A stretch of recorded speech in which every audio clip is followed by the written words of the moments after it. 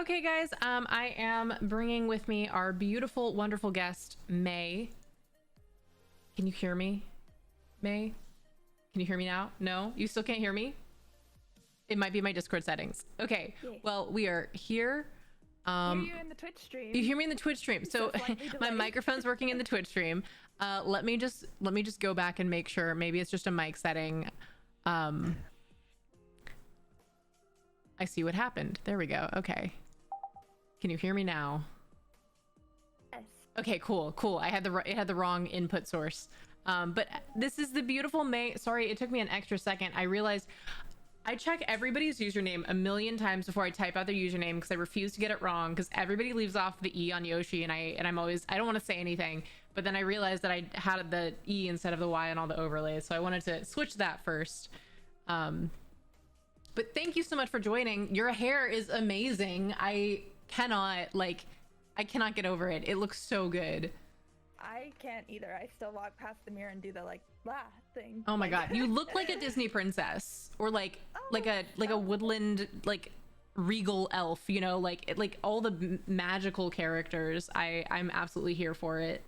That's all the things I'm going for. So thank you. I don't need any compliments about my hair ever again. Thank you. That's all I wanted right there. Let me just make sure I've got your audio loud enough so everyone can hear you. If you want to do a quick intro about yourself for those of us who don't already know you. Sure. My name's May, or Megan, and I am a Twitch streamer. I'm a casting assistant by day, so I work in TV like a lot of us here in the Twitch world. I recently have joined a couple tabletop RPG shows. If you couldn't tell by Aya's description of my hair, I'm super big into fantasy specifically. It is my favorite genre, so I try to mostly do that with the games I play, tabletop RPG or video-wise, or dressing up as an elf on a random day of the week because I feel like it, you know? So that's the brief summary. Yeah, so I'll kind of jump in. I usually start with streaming questions, and the whole idea of everything is just, if we get derailed on a side topic or something that you're excited to talk about, that's absolutely okay. It's the vibe. It's kind of what we go for. That's the void. Got it. Yeah, that's the void. That's the void is just all of the side tangents. I love it. Okay, so I'll start with, the generic. How long have you been streaming, and when did you start? So we're actually about to hit 3 years. Oh my gosh. Crazy, because sometimes I feel like I started a month ago, and then sometimes I feel like I've just always been streaming. Yeah. But I started, I was very lucky because I had a couple of friends kind of boost me right when I started and be like, go follow May, she's starting. So I hit affiliate pretty fast, within a month or two. And but when I started streaming, I was literally on my laptop, a Mac laptop, even worse. Same. I was doing that for a month trying to stream. That was a nightmare. Do not recommend that. You don't need a lot to stream, but I don't recommend going that way. But I got my PC, which I still have some of the original parts in there. Now I'm learning about PCs and stuff, but there'll be, I think, my 3-year affiliate anniversary is in June, so nice. That's exciting. Yeah. Wow. I also did the Mac laptop thing, and it roars like an airplane engine and still doesn't do too well. Yes. Yeah, that's my work. Somehow still I'm using that computer for work now that I'm working at home for work, but it works fine for paperwork, not great for the simple games. things. For the simple things, yeah. But then you try to stream on it and do a game. No. Yeah. Not so much. No. Too much. Far too much. What brought you to streaming? How did you end up on Twitch? That's a good question. I've been thinking about that lately with the anniversary coming up and everything. It's kind of hard to describe what exactly was the final push, because when I was in high school, I thought I wanted to be an actor for a while. I did theater, and I was like, oh, the only way I can literally go be a fantasy creature in a fantasy world is if I go get to be in a Lord of the Rings movie or something. So that's my way, right? I very quickly after I got out of high school, and I came to LA I'm from Southern California, but came to LA for college, and very quickly realized that acting was not for me. It's insanely hard. even if you're successful, it's insanely hard. But like getting in is even harder, and auditions and all that stuff. That's not the road for me. So I realized I was just gonna work in film instead. But I still had a couple times where I like dabbled. I'd like work with people or meet people who like were like YouTubers, because when I was like 18, like that was a thing. I mean, Twitch was around, but like the big like people whose names you recognize were like the YouTubers and whatever before TikTok and everything. And I had no idea what Twitch was at that point. And so I tried like, you know, making a few videos and stuff, but that didn't really suit me either. And eventually I was kind of working freelance film jobs 3 years ago. I was working in a restaurant as my like primary job. I was out of school and just trying to get a hopefully full-time film job at some point, but mainly just doing freelance jobs here and there, like coordinating or producing or PAing or whatever it would be. And I don't know, I just had like a couple friends that streamed, and I was just like, how do I do this? Like, I wanted a PC for gaming, and I figured that could kind of be the other half excuse, like, oh, this might potentially be like a job thing to like make money and stuff, as well as getting to play like the games I want to play and do all that. And I had like a friend who used to stream and didn't stream anymore. Like, we were on my laptop at Starbucks, like across the street from the restaurant, and he's just like, this is OBS and this is like what it looks like. Because I had spent very little times in Twitch streams when I actually started like learning about it. And then by way of like starting Twitch streaming, I started like spending all my time on Twitch, even when I wasn't like streaming myself, like being in other people's streams and stuff. So I don't know, it was nice. And I might have been like, again, I'm very grateful that I kind of had like, you know, some people can stream for months and have like 0 viewers, because Twitch is really, really hard to break into too. Yeah. Like if you don't have a following like coming from somewhere else, and even then, you know, bringing a following from one social media to another is like not an easy thing. So I was lucky to have like the few friends that like kind of shouted me out. So I wasn't, I mean, I was streaming to like 3 people when I started, but that's still a lot more than like to have people there. So that was enough that I wasn't just talking to myself for the whole time, that like it was very instantly like a fun thing. Like, I'm like, oh my god, there are 3 people watching me play video games, like. And so it just kind of, there's obviously been like waves of like, should I do this? Do I have time for this? I need to work more, like work and like blah blah blah. But right now I'm having a lot of fun doing it. So that's kind of the journey, I guess. Yeah, no, that's awesome. I love just the image of like sitting in a Starbucks and like, this is OBS, like, because I feel like most streamers have that experience of like, what's the first time that you looked at and tackled this like new software? Because I think what surprised me was just, it's like a different language, almost like learning streaming. You know, you've got to figure out the software, you've got to figure out what people, you know, everything in chat, especially if you haven't been as much a part of communities before you start streaming yourself. How was the adjustment process then, if you didn't really know a ton of people if you hadn't spent a ton of time, you know, on Twitch before joining as a streamer? I mean, I think it was kind of like a slow burn for me. Like, I think it is a lot easier if you have watched Twitch, of course. It's just like, even if you're watching like, you know, other small streamers who are not like, don't necessarily have all these crazy things, it's just like any streamer you watch is gonna give you ideas, even if it's just the way they interact with their chat, or if it's an alert they use or a sound they use or whatever. So it definitely makes a huge difference. And I feel like for a while my stream was just like so low quality. And like, it's funny because lately there's this like TikTok advice going around where you can like shout out people on your Twitch stream, and it shows like, it automatically shows a clip like on your screen. And that's happened to me twice recently, where I've rated someone and it like showed a clip, and both times it showed a clip from like almost 3 years ago. Oh my god. And it's just like my grainy, like dark, like not even the webcam adjusted stream, and I'm just like, ooh, can I at least like pick one? Like, yeah. So I'm like, maybe I need to go back and monitor some of my old clips. But I mean, it's cool. It's fun. It's like, you know, the pros and cons. It's like the more time you spend on Twitch, the more you're gonna learn, and the more things you can then integrate into your stream. But it's also like, that's that much more time you're spending staring at your computer screen and not doing any other life stuff or work stuff or whatever it is. So Yeah, it's kind of interesting because like you can get ideas from other streamers, but then at the same time, like I had no idea how much work went into streaming outside of stream, you know, like how much streamers have to do independent of just being on, you know, making sure that they've got their stuff set up and what have you. How has that been? Because I know you're working, so you've got a lot of other stuff going on. So how is that time management wise for you? You know, it's funny, like to add to an earlier thing is that like part of the reason I got into Twitch over like YouTube or something else was that I was like, oh, like you just go and do the thing when you can do the thing and then that's it, right? And then that's all what I learned is that there's actually all this extra time you need to be putting in. So I'm pretty lucky with my job, and honestly the last year plus has been like really nice as far as Twitch goes. I know it's, you know, it's been sad and defeating in a lot of other ways, but as far as Twitch goes, I'm still working from home, and I have been since last March 2020. Oh my gosh. The dreaded month. Yeah.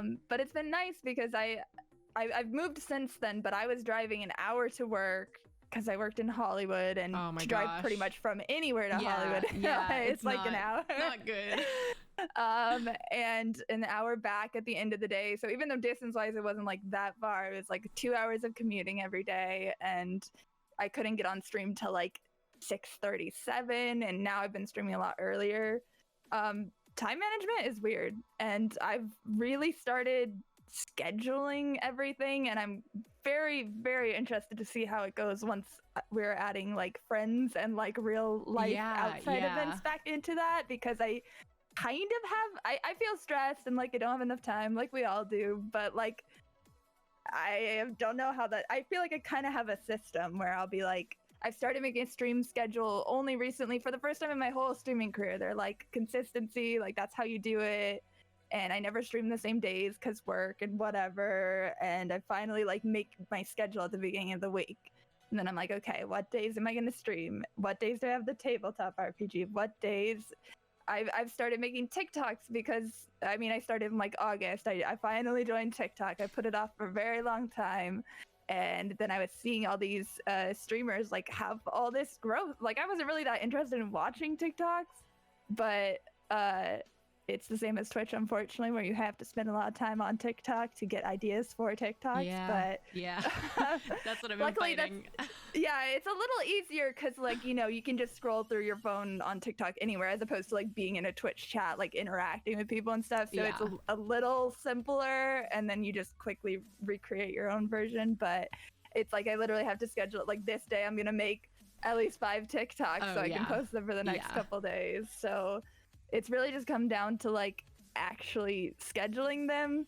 And I like scheduling things. Like normally when I'm on set, like being a producer coordinator, like that's what I do. So I like having a schedule. But that's going to be the problem is once we have like friends like, hey, you want to hang out tonight? And I'm like, oh, I wanted to stream. What are we going to do? So that's going to be a whole stressful thing. Oh yeah, I think it'll be interesting to see how like real life social life will come back into play with everything, because I feel like we've all gotten so, not to say that we enjoy not getting to see each other, but I feel like we've gotten so used to like, I can't go out, like, you know, I'm not gonna, like, we're in a pandemic, you know, and which for streamers is also a nice thing. Yeah, exactly, because it's like a built-in excuse to be like, oh, I guess I'll just stream instead. Oh no, like, so yeah, that'll be interesting to see kind of how, because I feel like sometimes I feel like I have too much going on already, and then like that doesn't even include like having to go not like that I don't want to go places with people, but you know, it's just a scheduling thing. I mean, streaming is such a mental thing that like even when you are enjoying it and you like it, it's like still it's fun and it's great, but it's also still work and putting on a show and being entertaining. So it's like it's a huge amount of energy. And so when your friends who also you love and you want to hang out with too, it's not like you don't want to hang out with them, but when they're like, hey, come out tonight, we're going to play games or do this bar or whatever, it's like an easy thing to be like, oh well, I want to do that too, like I guess I can't stream tonight, and then like then you're down to like 1 or 2 streams a week, and then you're like, oh yeah, and then it's like one of those, you feel like you have to choose. So it's like, do I hang out with my friends or do I hang out with my stream? And like, you know, if I don't stream, then I don't have consistency, but if I don't hang out with my friends, then I won't get to hang out with my friends. And it's also a different kind of energy that it takes, I feel like. Because like, I don't know about you, but I'm pretty introverted. So like going out and doing things takes a lot out of me.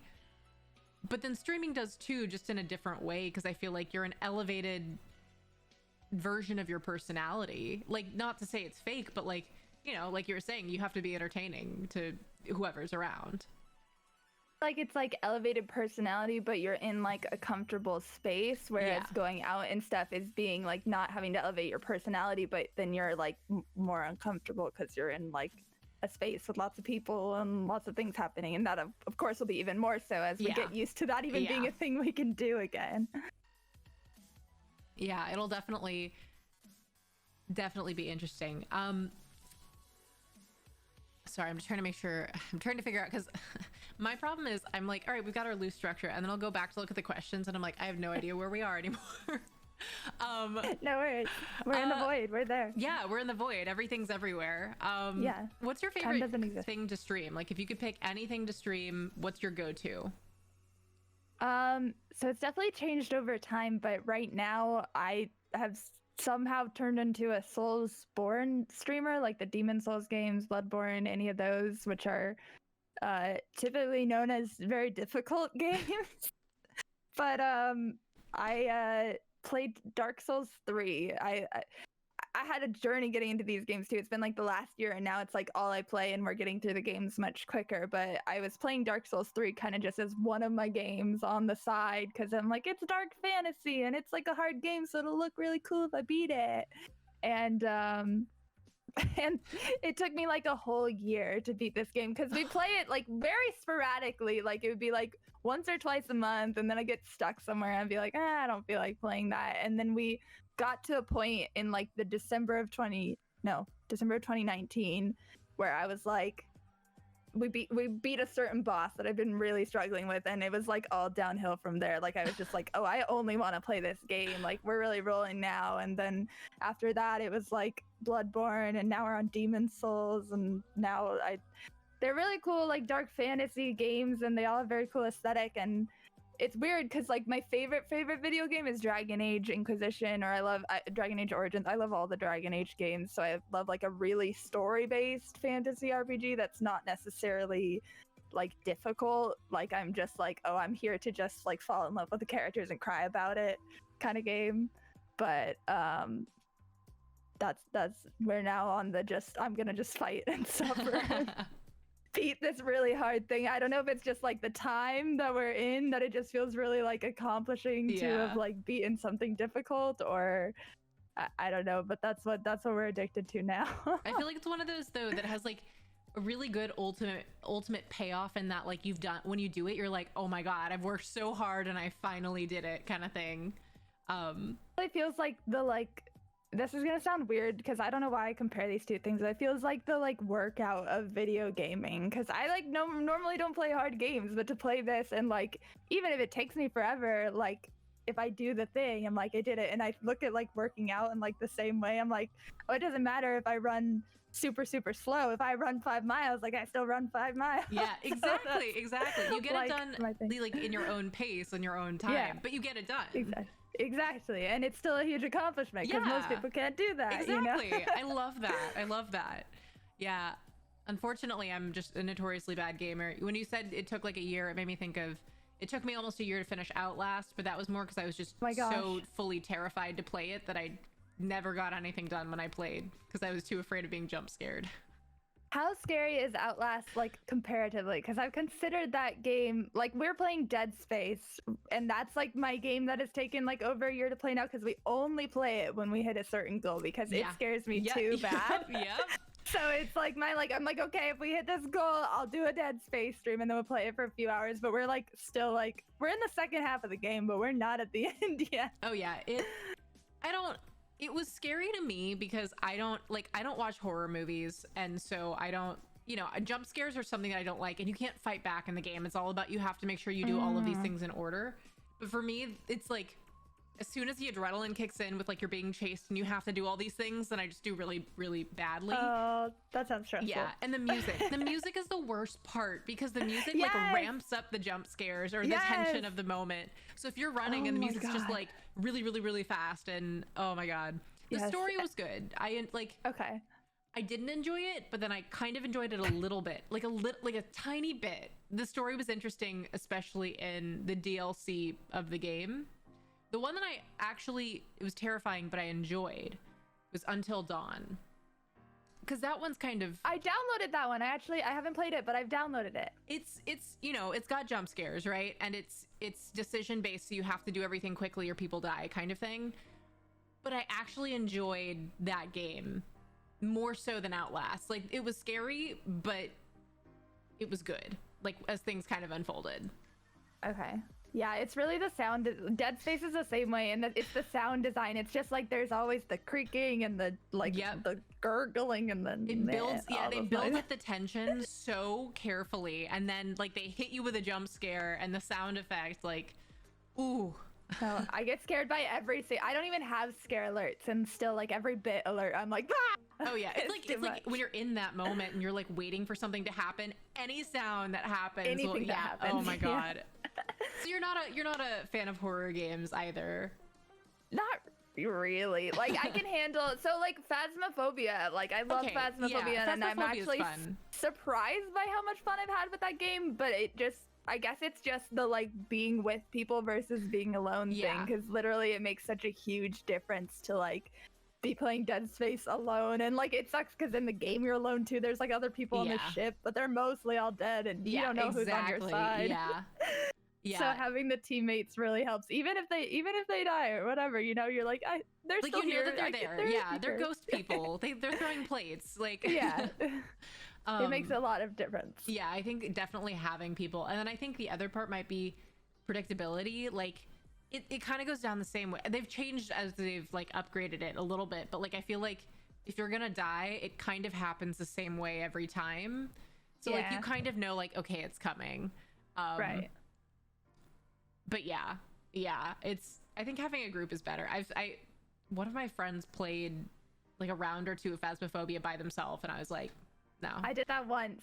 I was like, I'm gonna do one, and I think it was, I don't remember if it was, I think it was the normal level. I don't think it was amateur, but maybe it was amateur. I could be wrong. But I did like high school, and it was terrible. It was like 100 times scarier than any time I had ever played it before. Because like, it's worse because like what's funny about Phasmophobia is it's like a scary game, but you're like choosing to go into the specifically scary area like over and over again.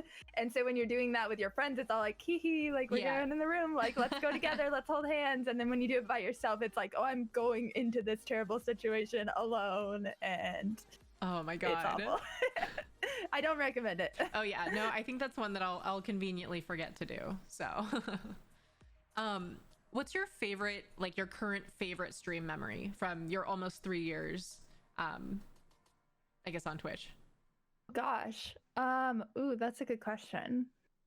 If you have a couple, you can do a couple too. Happened. I really enjoyed, I just recently did, I'll try to think if I have a more specific memory from this stream, but I just recently did my first 12-hour stream. I had I'd done like, I don't know, 8-9 hours, like just kind of like by accident, but I never had done like an intentional 12-hour stream, which is not that long. I know people do their 24-hour streams, and maybe we'll get there, but I've also been warned against them. It's still an accomplishment. Yeah, 24-hour streams get brutal. So. Yeah, I don't know. I just don't know if I'm strong enough yet. Maybe the 6. Oh, hello, Apple Watch. Maybe my Apple Watch is like, don't do it. For your health. Yeah, for your health. Maybe my 6-year anniversary we'll do 12-hour. But we did like a subathon, and so I've set all these. Actually, dyeing my hair pink was one of the last goals that we hit. I was like, well, I want to change my hair color anyways. I don't know if we'll hit this goal because it's pretty high, but like if we do, I'll just dye. It'll be the reason I have to finally dye my hair pink, because I've been like putting it off or whatever. And we just chat. They were crazy. They're crazy. Some of them are in here. They're all crazy and wonderful. And it was just like, some people say the craziest part that was just like people staying. Like I was like, oh, people will be like in and out and whatever, but like there were people who were there at the beginning of the day, and then like when we started drinking at like 9 o'clock, they're like, let's grab some drinks, and like people are like doing the things with me, like drinking with me or playing the game with me or whatever. I'm just like, what? That's so crazy that you guys are like, I don't know, it just feels like we're just friends playing video games for 12 hours, like, and it was just like, it was a really like strong sense of community that day, and I feel like that was like what was just like so like warm and fuzzy. I feel like those are the best moments when you just like, you know that your community is around you. I talked about it a little bit before you got here, but I'll probably repeat it every single time without fail. But one of my guests mentioned recently that she said like every like streamer says that they have the best community, and it's true because every, you know, creator creates the community for them. And like I've always felt bad about being like, I have the best community, because like I feel like it sounds competitive, but it's not, because all of us have our own, you know, our own great communities. And then it's cool when you get to bring them together, or, you know, I love when I get to bring everybody over. Like I love raids. Like I love going to your stream because you are such a ray of light all the time. And like normally after I raid, I'm dead, and the first thing I do is just like slide out of my chair and like find food or something. Yeah, pretty much. But like, I don't know, like stopping by your community, it's always so like welcoming, and so like it gives me a little bit of energy, so I just want to be like, I just want to hang out. So I feel like you've done a really good job at creating a comfortable and welcoming space. Thank you. It's funny that you say that about community, because like whenever I've ever seen any other streamers say like I have the best community, like I have never taken that as like, oh, they're like being full, like I've never even considered it that way. And you know, people say things on the internet all the time where like, why would you say that? But like I totally just am like, yeah, they had a great day with their community, like that's awesome. Like I love that. I love Twitch. It's great. Oh my god, yeah, I know. I could have never imagined, like if you would have told me before I started streaming that this would be such a big part of my life, and I would find like an internet family almost like on Twitch, I would not have believed you, because I didn't even really know what Twitch was until I hopped on, and it's been so cool. Like I feel the thing that I was mentioning a few days ago is that I feel like right before the pandemic hit, I was like, oh my god, I've got like Twitch friends that I could actually hang out with now, and I wanted to, you know, to do that, and then the pandemic hit. But you know, I know there's been so many Twitch. I just want to I feel like I have like met specifically so many like female streamers who I'm just like, you're so cool. But there's just been like a lot, like, because I don't know if it's just because I've had more time on Twitch, or like also like just discovering new people, or like so I've made like female streamers who are on TikTok who are streamers, and it's like all blended together, and I'm just like, I just want us to like all go like, I don't know, I want to go like picnic, or like go to the archery range and do something cool. Oh my god, like, I don't even wanted to do archery. Okay, if you ever want, I'm down. Yeah, 100%. Okay. That's it. I just want to like go do something cool, like a video game thing, but in real life. Yeah. Oh my god, I am absolutely down. That would be so much fun. Yes. It's just been really cool, because I feel like also because I graduated at the beginning of the pandemic, basically like spring 2020.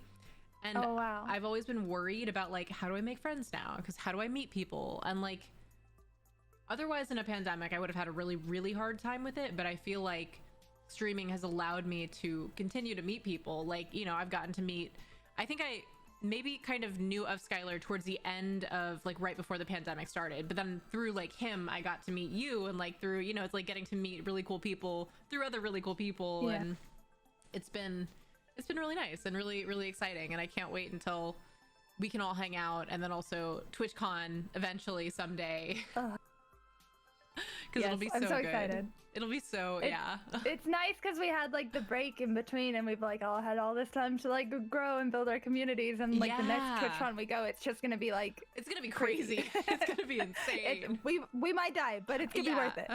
We'll come crawling out of the weekend just being like, all right, I'm alive still, but no work on that Monday, or maybe that Tuesday. Yeah. I'm gonna take a long weekend. Yeah. Let's see. What to you is the hardest part about streaming? Ooh. The hardest part, I guess, is just not there's so many things that are hard about streaming. I guess like the easiest trap to fall into is just getting discouraged. Like it takes there's lots of ways to like combat that, which is like just enjoying it no matter what, but it's like hard because like there are so many numbers involved, and like, you know, if they go down, that it's just like it's really hard for that like not to affect your mentality. And I feel like I've always been pretty good about not letting that discourage me too much, but like a lot of people have tricks, like some people don't like to ever see their viewer count like while they're streaming. Like a lot of people recommend that actually, or some people, I mean, it's just like a natural thing is that numbers fall and numbers grow. And like that's gonna be another interesting to see for like all of us who like, I really like the statistics like element of Twitch too, and it's been really cool because this has been the first social media I've ever been on, if you can, I guess Twitch is a social media kind of sort of, but where you can like see, like they literally send you an email with your analytics after the stream, right after you or end, you it's can like, go here you go. can go on the dashboard and like look at your analytics for the last months, and it's like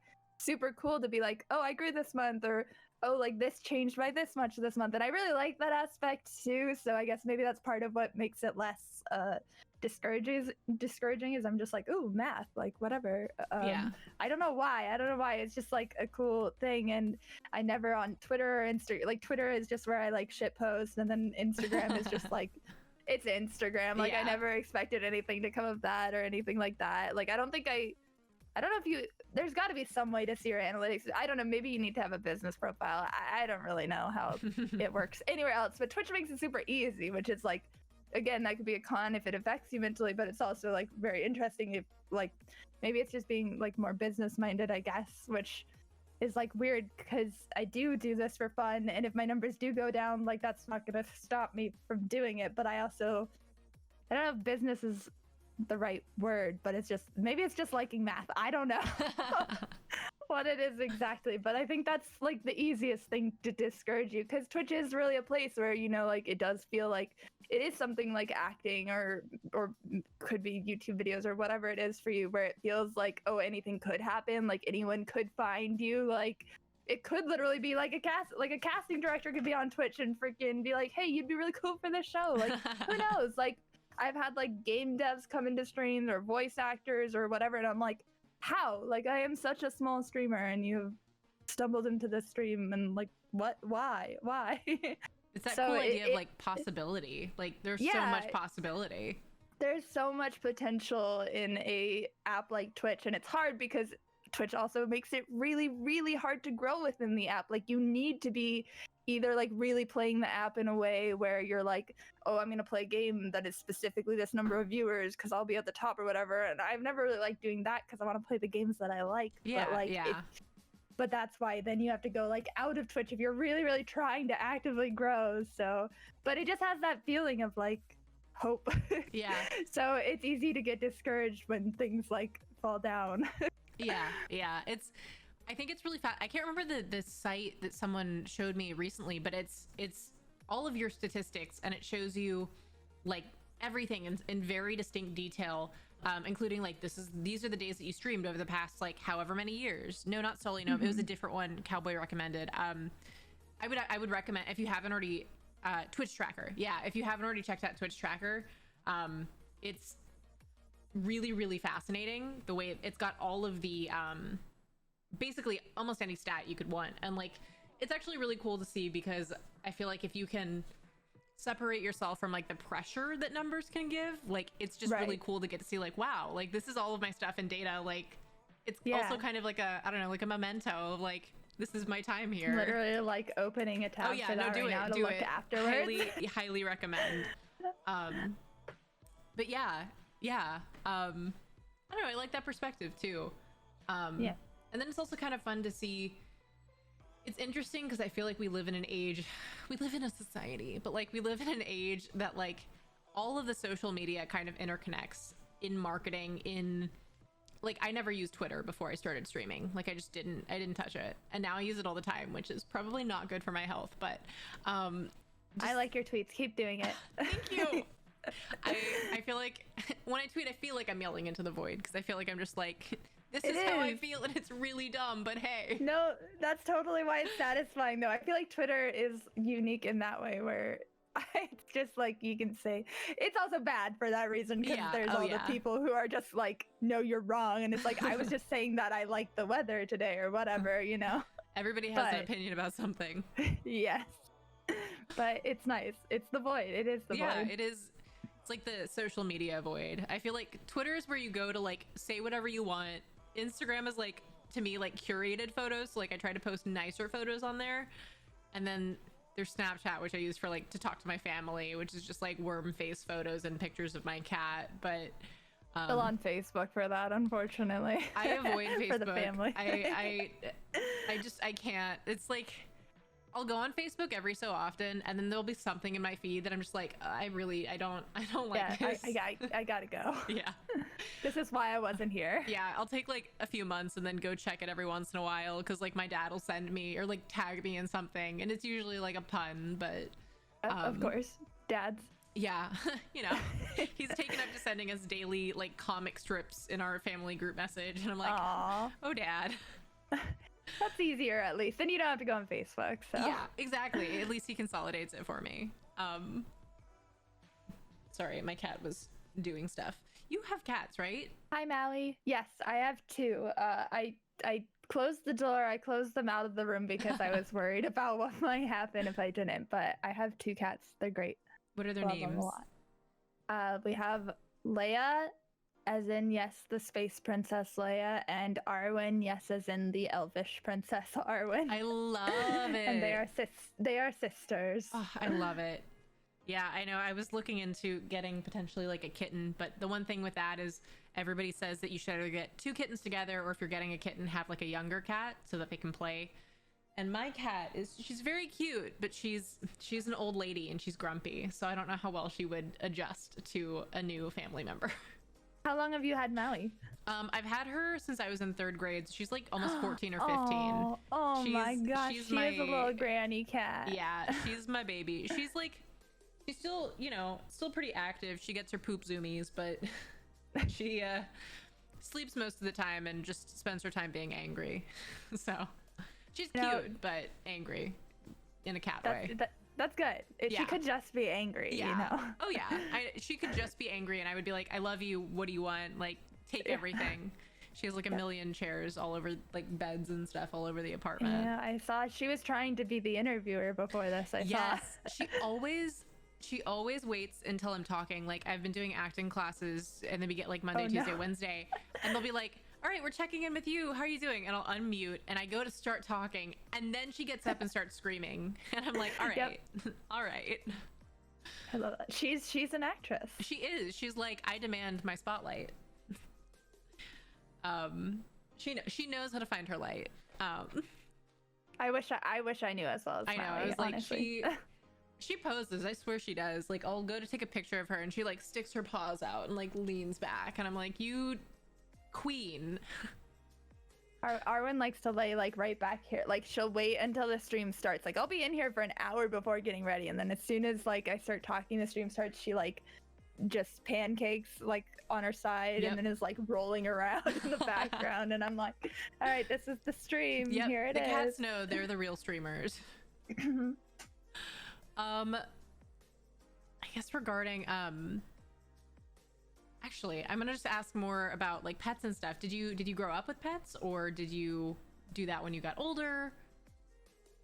Yeah, we grew up with pets. Like, we had a few different cats, and they were all outdoor cats, which for the most part, like, we had one cat die of old age, but then we had one that like left and never came back. We had one that was kind of older and had a mishap with possums in the backyard.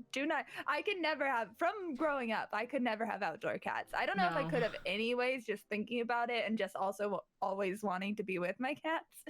But we had cats, and then we had a couple dogs who were also like mostly outdoor dogs. And because we had like a pretty small house, and I don't know, we had like the dogs when I was born, I think. So excuse me. I got Leia and Arwen is kind of a little journey of a story, because let's see, they are 8. Their birthday is in September, so they're like middle-aged cats or something like that. and we got them. I was in my first, like, I lived on campus my first year of college, and then my second year I moved in with some friends who were a little bit older than me, who lived like a mile from the college. I was like taking the bus there and taking the bus to my work at GameStop. And we decided we wanted a cat, and we like talked about it for a while. It was three of us girls living in a studio apartment, which like at the time didn't seem crazy. Now I'm like, oh my God, how did we do that? But we had like the 2 queen beds, and like 2 of us literally shared a bed, which is just like, wow. Yeah, gotta make it in LA when you're 18 years old. Pretty you know? much. We decided we wanted a cat in our studio apartment. And 2 of us were like, oh my God, yes. And the other one was kind of like, it's gonna be like a lot of responsibility. And we're like, we've had cats before, like we know, whatever. And for some reason, also 18-year-old thoughts, I guess, we thought it'd be a good idea to go get the cat one day while she was like at work. I've had an identical situation. Like actually an identical situation. I'm sorry if you were on the negative end of it, because I like in retrospect, I totally understand. I was on the same side as you. Okay. So we decided we're gonna go get cats. We knew we wanted a girl because it'd be like easier, whatever, to deal with. And so we like just went on Craigslist or whatever, and there was a girl, like we had a couple lined up, but there was like a girl who had a couple girl kittens, and she was the first one we happened to go to. We like drove there, and she met us in the park next to her apartment building, and she's like, oh, I'll just bring out both of the girl cats so you can like see which one like you want. And there was like a $10 rehousing fee or something like that. They're like, oh, if we don't get rid of them, like we'll be taking them to the shelter, blah blah blah.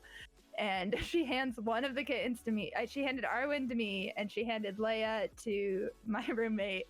And she's like, so which one do you want? And we're like, oh God, we can't choose. And she's like, well, you can have both for $10 and this carrier. And we're like, okay. So we went home with 2 cats, and the other roommate was kind of mad that we had 2 cats when she was already worried about one. Oh my God. And it was fine. Like they're fine. They're great behaved cats. Like I don't remember them. Like they were pretty cuddly even as kittens, and even to this day. So eventually those roommates, one of them ended up getting married and going to San Diego, and then the other one's like, I want to live with my boyfriend. So we were gonna all split up, and I was like ready. I was like, we're not separating them, but like I need to have them, like blah blah blah. And then she's like, no, you can take them. And I was like, oh, all right. Okay, cool. I mean, I was going to, but like, okay, cool. It's good that there's no conflict. Yeah.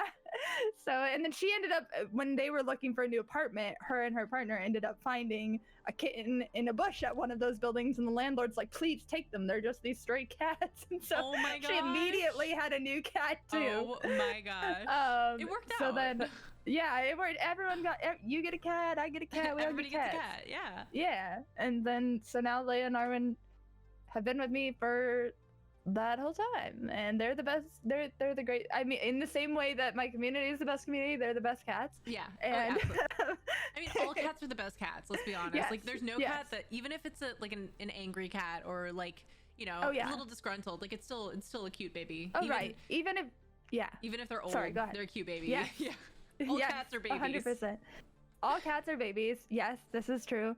And yeah, even like the angry, like Leia and Arwen don't know how to scratch. Like their only bad thing that they do is sometimes they will scratch furniture. They don't really like to use a scratching post. They didn't really ever fully figure it out, even though I tried.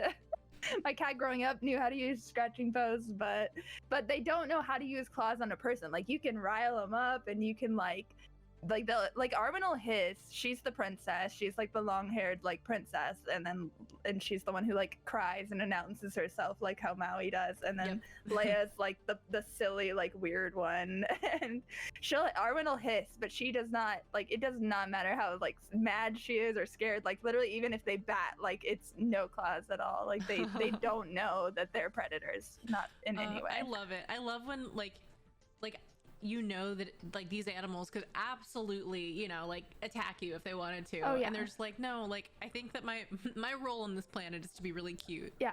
Oh yeah, if they wanted, like they could do some damage if they got you unaware. Like, oh yeah. But they're like, no, I am soft, I am baby. Oh my God, yeah. I'm glad that the cats got to stick together though. And yeah. I'm glad that everything worked out, because that's, you know, could be a dicey situation. Was your story? It wasn't with Maui. It was a different. It was a different roommate cat. situation. Yeah, we were in a house by my college. So we rented. There was a house, and so each of us had our own separate space. But I had been talking about getting a cat for a while, and everybody was on board. So I did the thing where I went to go get one, and I came back, and my roommate was so mad at me. She left the house, like went to go stay somewhere else. Oh And no. yeah, later that night I had to go, like I went to take the cat back because I was like, even though she had said it was okay, it was a whole thing. She said it was okay, and then it wasn't okay. Right. It was a bad time. But because that happened, because I didn't have Maui with me at the time because she was in Texas with my parents, I later got to bring her out and just have her out here. So it worked out. Everything worked out in the end. Yeah. But in the moment, it was not a good time. I remember such a cute it. Little there. kitty. Yeah. Oh my god. It's just that moment of tension where you're like, especially, and I can't even imagine like, you know, being in a studio too, because like you can't like go hide somewhere. You just gotta you gotta be there. There's the bathroom or there's the rest of the apartment. Hold on. Maui hopped up on the counter. I have to go grab Oh, her. no. Speaking of the Maui, princess. no. Baby, no. My cats also like to go on the table when they shouldn't be. Reminds me how much I don't miss having roommates. Oh, Yeah. Maui. Maui's here. Let me grab her bud. Hi, Maui. I'm gonna say hi. She's like, no. I was on the counter looking for food. Okay, I'm gonna Maui. sit you down. Aw, the way she holds on. Yeah, she's like, it's her little tail. Mwah. Okay. Chat, sit you here's down. your designated cat time that you came for. Yeah. Maui's the real star. I've done Oh, like yeah, two Maui streams now. Just her. That's amazing. My cats really love, so I have this little tiny cat tower that's about my desk height, and I normally have it right next to me, so if they want they can. Arwen really likes to like sit next to me.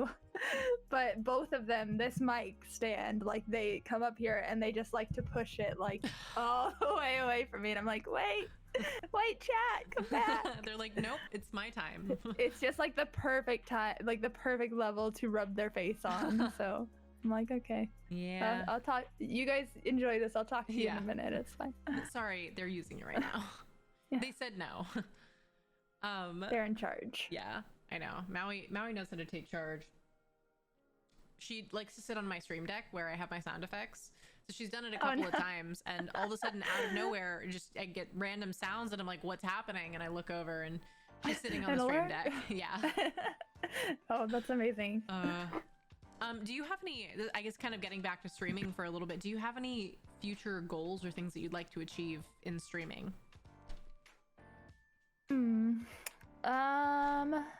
I mean, I have the obvious one that probably most people have who are not already at that point, which is partner would be really cool. Just because it's like that's the Dark Souls boss. That's the Twitch Dark Souls boss we gotta be. That's like the level. But I'd really love to do like, I don't know.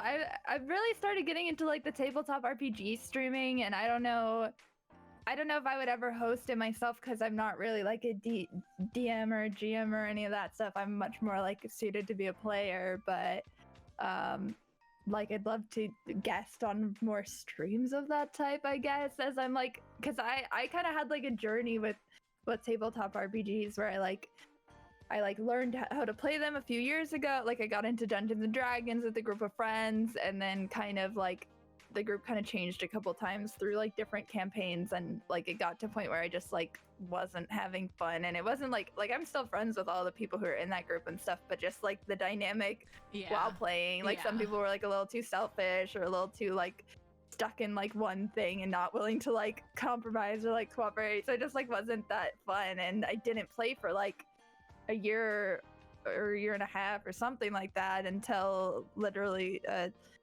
my current GM, Jared, who was in here a little while ago, I don't know if he's in here still, but he reached out to me to play Pathfinder, which is sort of like an offshoot of D&D, very similar to D&D, and I have actually started playing them again, and it like goes with like the fantasy and everything. I don't know how to incorporate what I like originally wanted with acting, which is like getting to like literally just be an elf or a fairy Yeah. or something. Like we do like little cosplay stuff, and I'm not sure what the like level, if it's just like a brand deal with something like a fantasy show or something like that, like where I get to just dress up as an elf like because I'm supposed to, or something like that would be really cool, I guess. Maybe like a collaboration with some sort of fantasy show or brand that I can like work into Twitch would be really, really cool. Yeah. Oh my gosh, Maui on your shoulder. Hi. What are you doing? Just checking. Just checking. You look at me when I look away? Is that what's going on? What? Just rubbing her face up against a chair. Do my territory. If I lean forward even slightly, she'll place herself right like where my back support is, or like right against the back of the chair, so that I can't use the back support anymore. So look at me, I'm the back support now. Exactly. And I like, whenever she's over here, I have to like push my back against the chair, otherwise she will wedge herself in. Cute. Little poop. I guess I feel like you talked a little bit about your community, but do you have a favorite thing about your community? Like if you could pick a couple of traits. I know this one's kind of hard. Ooh. Let me see. That they're the best? Oh, I'm just kidding.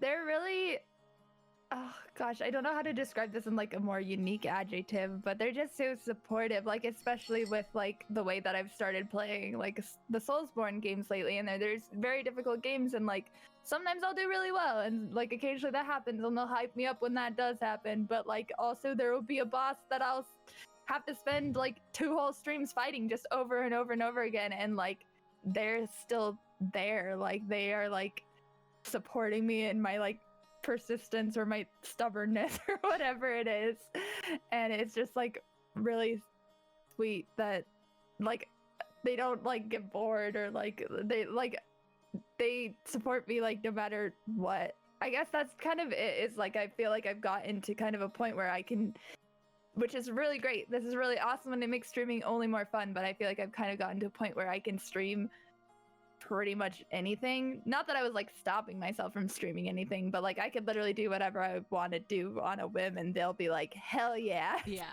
That's so good to I feel like have. it's just like a certain, it's just like, yeah, I guess it's, I don't know. I just feel like it's like the bond that we have, I guess, that we all have like figured out that we have like enough in common with like we have a lot of like tabletop RPG players, and we have a lot of like fantasy lovers and anime lovers, and we just kind of have enough in common that we will have fun doing whatever. If it's like me wearing a banana costume and playing a game, or if it's like doing makeup or doing whatever, like it doesn't matter, it'll be fun. yeah.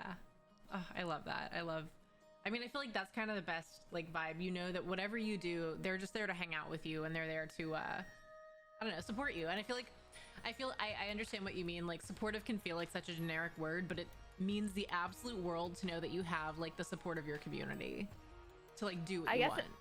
I guess I would designate it as like very wholesome. Like I don't feel like, something that has always been stressful as a streamer, and especially like as a female streamer, is like worrying that like people will expect things from me, whether it's like just because they've spent time there or because they've donated or whatever reason they choose, that it's like, oh, like you should be doing this or you should be doing that or whatever.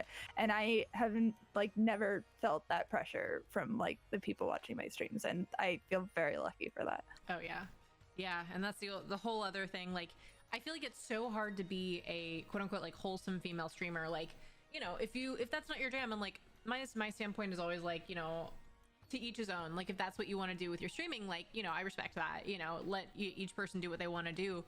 But then it can be so hard when you make the decision to not, like, that's not your thing, and like that's okay. Like no one should ever feel pressured to, like, women on Twitch aren't here to be objectified, you know, like, so it's always that balance of like, especially I feel like I had a harder time starting out though, like as a female streamer when there are less people around, because I feel like it's easier for people to like, I don't know, like target that like lower female who doesn't have the experience to know to like stand their ground necessarily.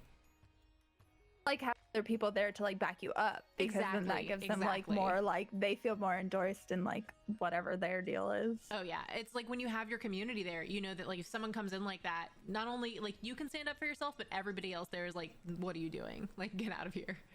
So Exactly. I agree. do you have anything for stream? I know you've mentioned a little bit about it, but is there anything that you've really wanted to try streaming but haven't done for whatever reason, whether it be like feeling like you don't know how to start it or being worried about starting it? And if so, what would that be?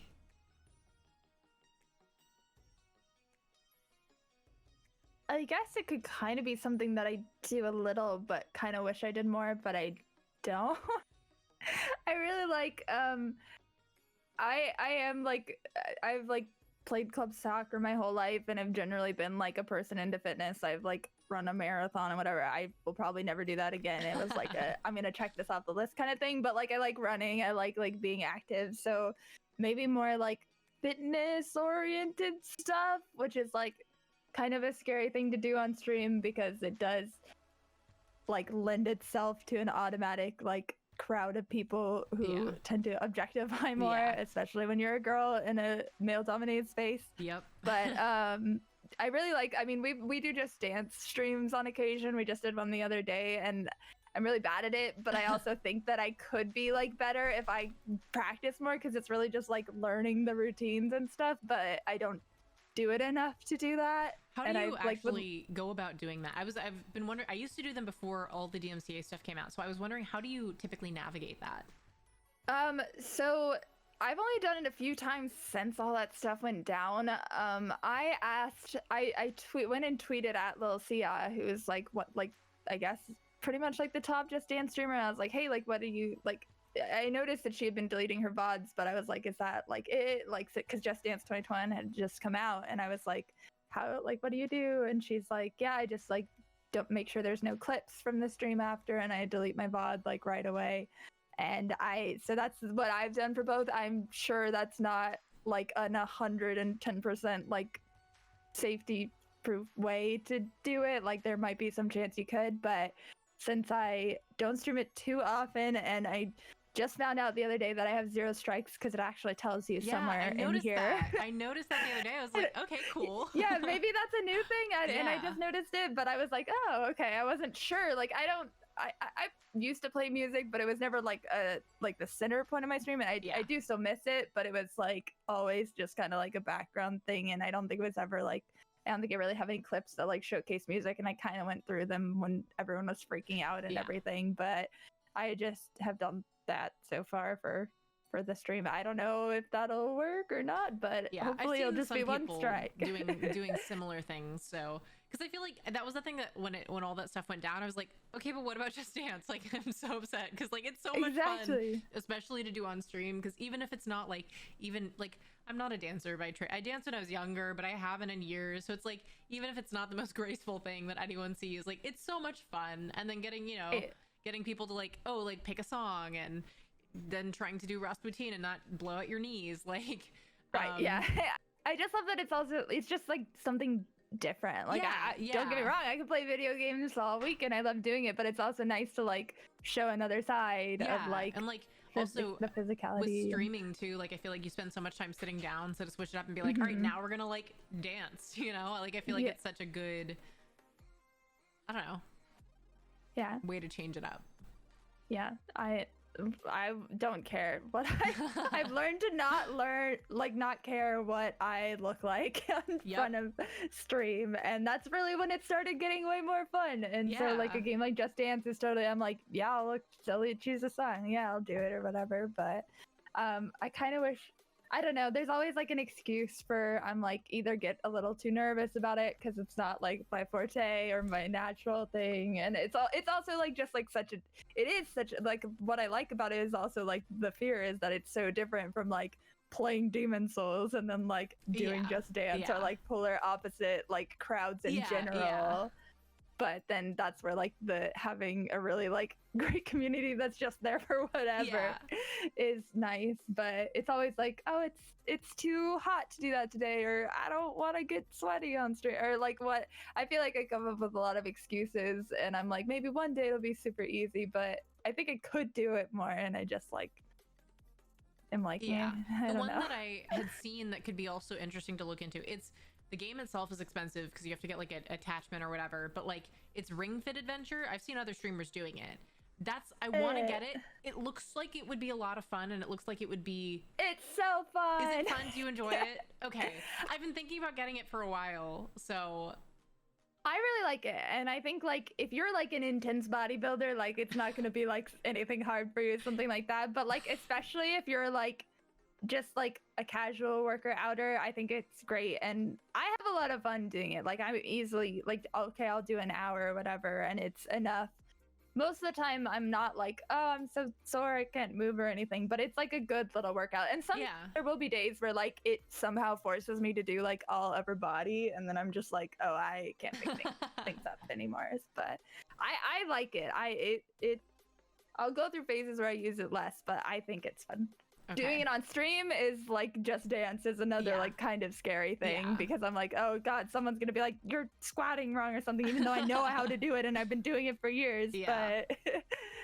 But I think it's fun. Okay, I'll have to check it out. I've been looking at it for a bit, but since I have your endorsement, yeah. Sky would endorse it too. Oh. He actually used to do them on like Patreon streams for like a long time. He'd do it twice a week, and he played it for, I don't know, months and months without like any break, like playing it twice a week. Nice. Yeah, I was working out for a while, and then I stopped working out because I had like health stuff, and so I started back working out. And so I feel like that'd be another way to do something active that's also fun. Yeah, it's like it's better than doing. It's like 100% better than doing nothing, and that's the thing. It's like you might have like the most killer workout you've had on some days, but then some days you will.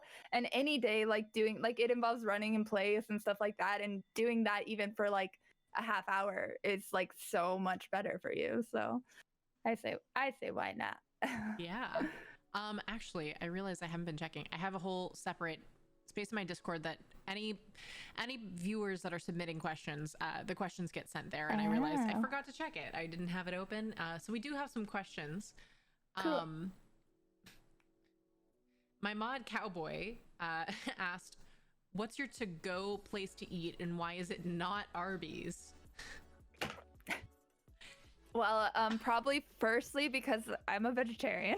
That would make sense. I've been a vegetarian my whole life. I've had Arby's. They have like curly fries that are good enough. My favorite place to eat? That's a good question. It's hard because I mean we're here in LA and we're very fortunate, especially as a vegetarian. I'm like very fortunate. I'm like I said, I'm from Southern California, so it's never been like too much of a problem. But if we're going fast food, like Sky and I eat In-N-Out like all the time. Oh my gosh, yes. Because grilled cheese, and yes, I have to get the animal style fries because I'm a monster. I do love Taco Bell too. They just brought back their potato stuff, so that's great. I don't know. It's hard to choose a favorite. I really like Veggie Grill. I don't have anything like fancy for you. Veggie Grill is great. I don't know how far spread their chains are. I know there's a handful in California, but it's all vegan stuff. They have this buffalo wing salad that's bomb. I don't know. That's what's that place in Echo Park? Sage Bistro? Is that what it is? Is another vegan restaurant that's really good. I'm not vegan. I eat a lot of cheese, don't worry.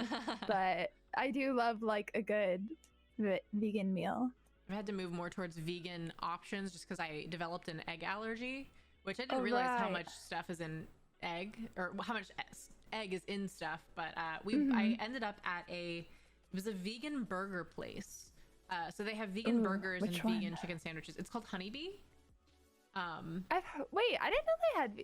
Are they all vegan, or They're all vegan. just Yeah, have they these- have vegan mac What? and cheese. They have vegan shakes. Like their whole menu is vegan. It was actually really Honeybee good. burger. Yes. Opening that tab as well.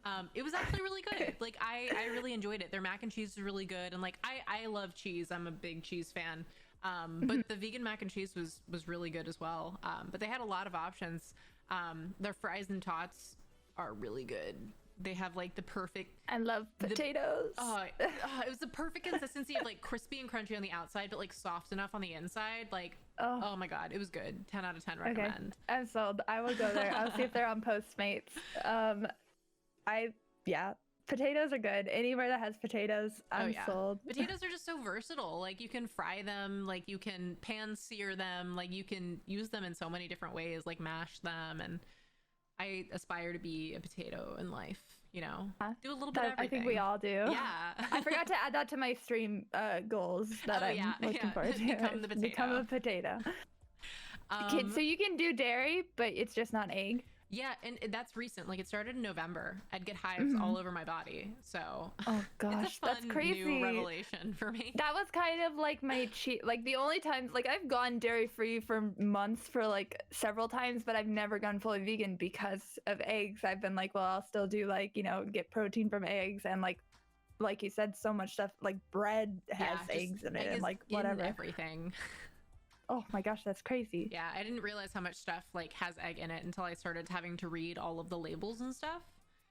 But yeah, no, it was at the same time, it was like egg, oat, and pistachio are the three ones that I had no idea about. Wow. Yeah. I've been technically supposed to be like not eating the allergens for 3 months, but like I have a little bit because I just like have no, like I can't just not. Like I wanted to try this oat cookie. It was like a vegan cookie too, which is also hard because a lot of vegan options have oats in them. Yeah. And it tasted good. But then that was yesterday morning, and then last night I felt sick, and I don't know if it was because of that or something else. My body is broken. I mean, it might even be like the thought at this point. Yeah, it's like a scary thing. But you know, it could be worse. It could be worse, I guess. Like I can still have milk and cheese, so like, which is weird. Yeah. I'm not lactose intolerant, even though my mom and sister are, but I can't have oat milk right now, which I like oat milk a lot. So. Cowboy also asked, cereal or milk first?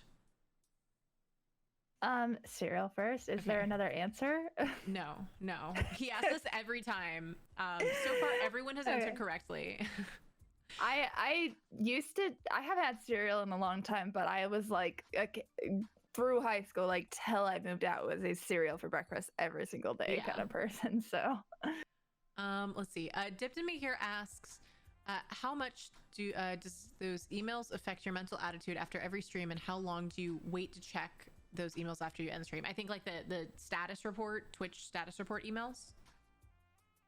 It depends, because I weirdly actually I used Streamlabs OBS for a long time, and I switched over to OBS not too long ago, like however many months ago, and originally it was showing my viewers. There was like a little part where it was showing like my viewers same as always, and like I said, I don't normally turn that off because it doesn't affect me too much like throughout the stream. Like I might afterwards be like, oh, I wish I had like that was lower than usual or whatever, but like it doesn't affect me like in the moment.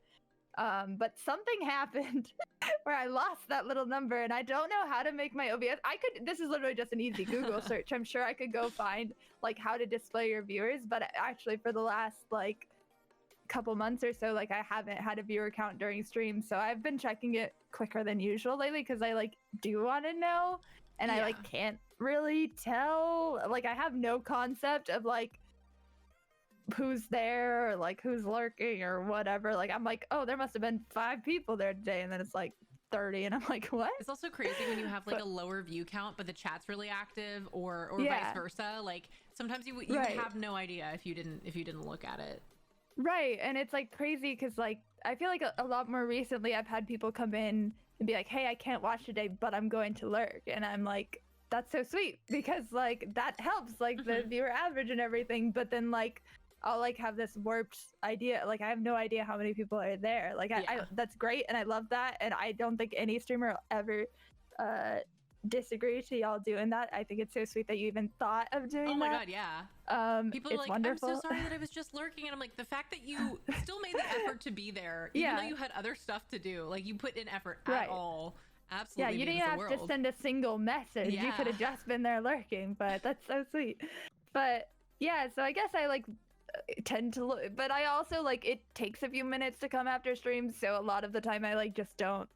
I'm not like rushing to check it. I'll be like, oh, I'll just check my email later. I'll be like, oh yeah, I'll look at it or whatever.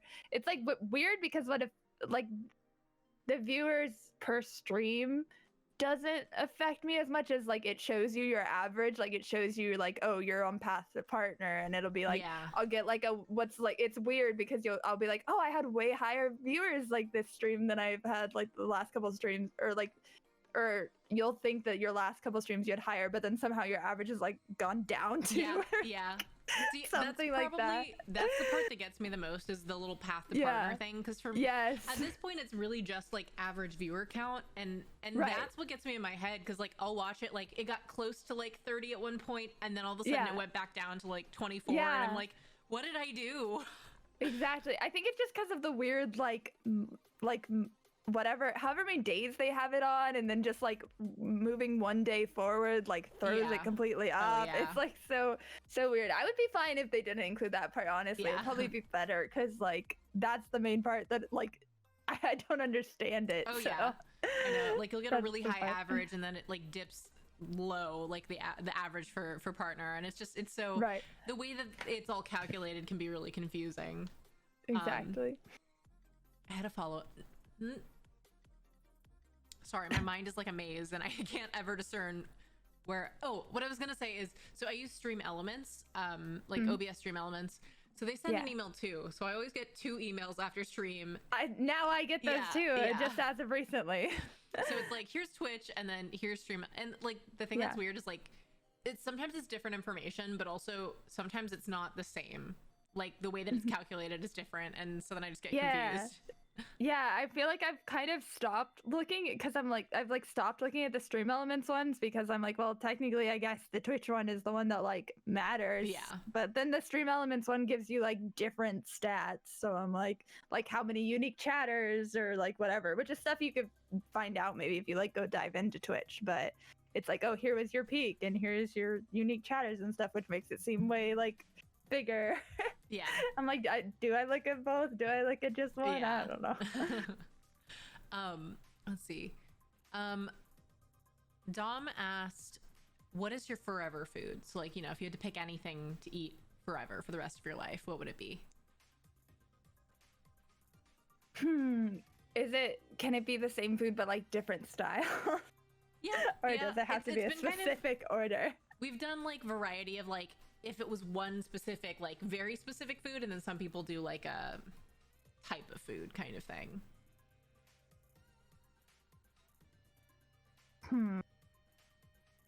I mean, let's see. I mean, because if it was like one object that I could cook however you want, it would be potatoes. It would have to be. Yeah, for sure. Oh, maybe like ramen. That might be the one. I don't know. I really love ramen, and I feel like but I also feel like it's like a good food that I don't have that often. Like it's like an occasion, so I don't know if that would like ruin it for me. But I feel like you could do it so many different ways. Yeah, I was gonna say there's so many, because you can just pick a different broth, or you can pick different stuff to put in it, and you could even do different noodles. So I feel like, or could you do? I guess if there's no noodles, it wouldn't be ramen. It would just be like soup.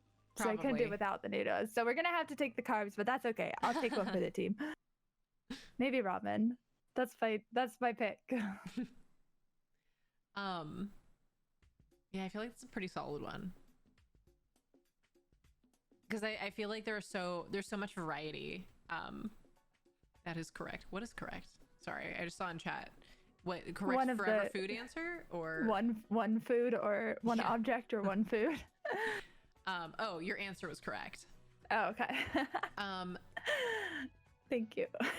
He had another question. Did you have your hair done at a salon, or did you do it yourself? And if you did it yourself, what did you use?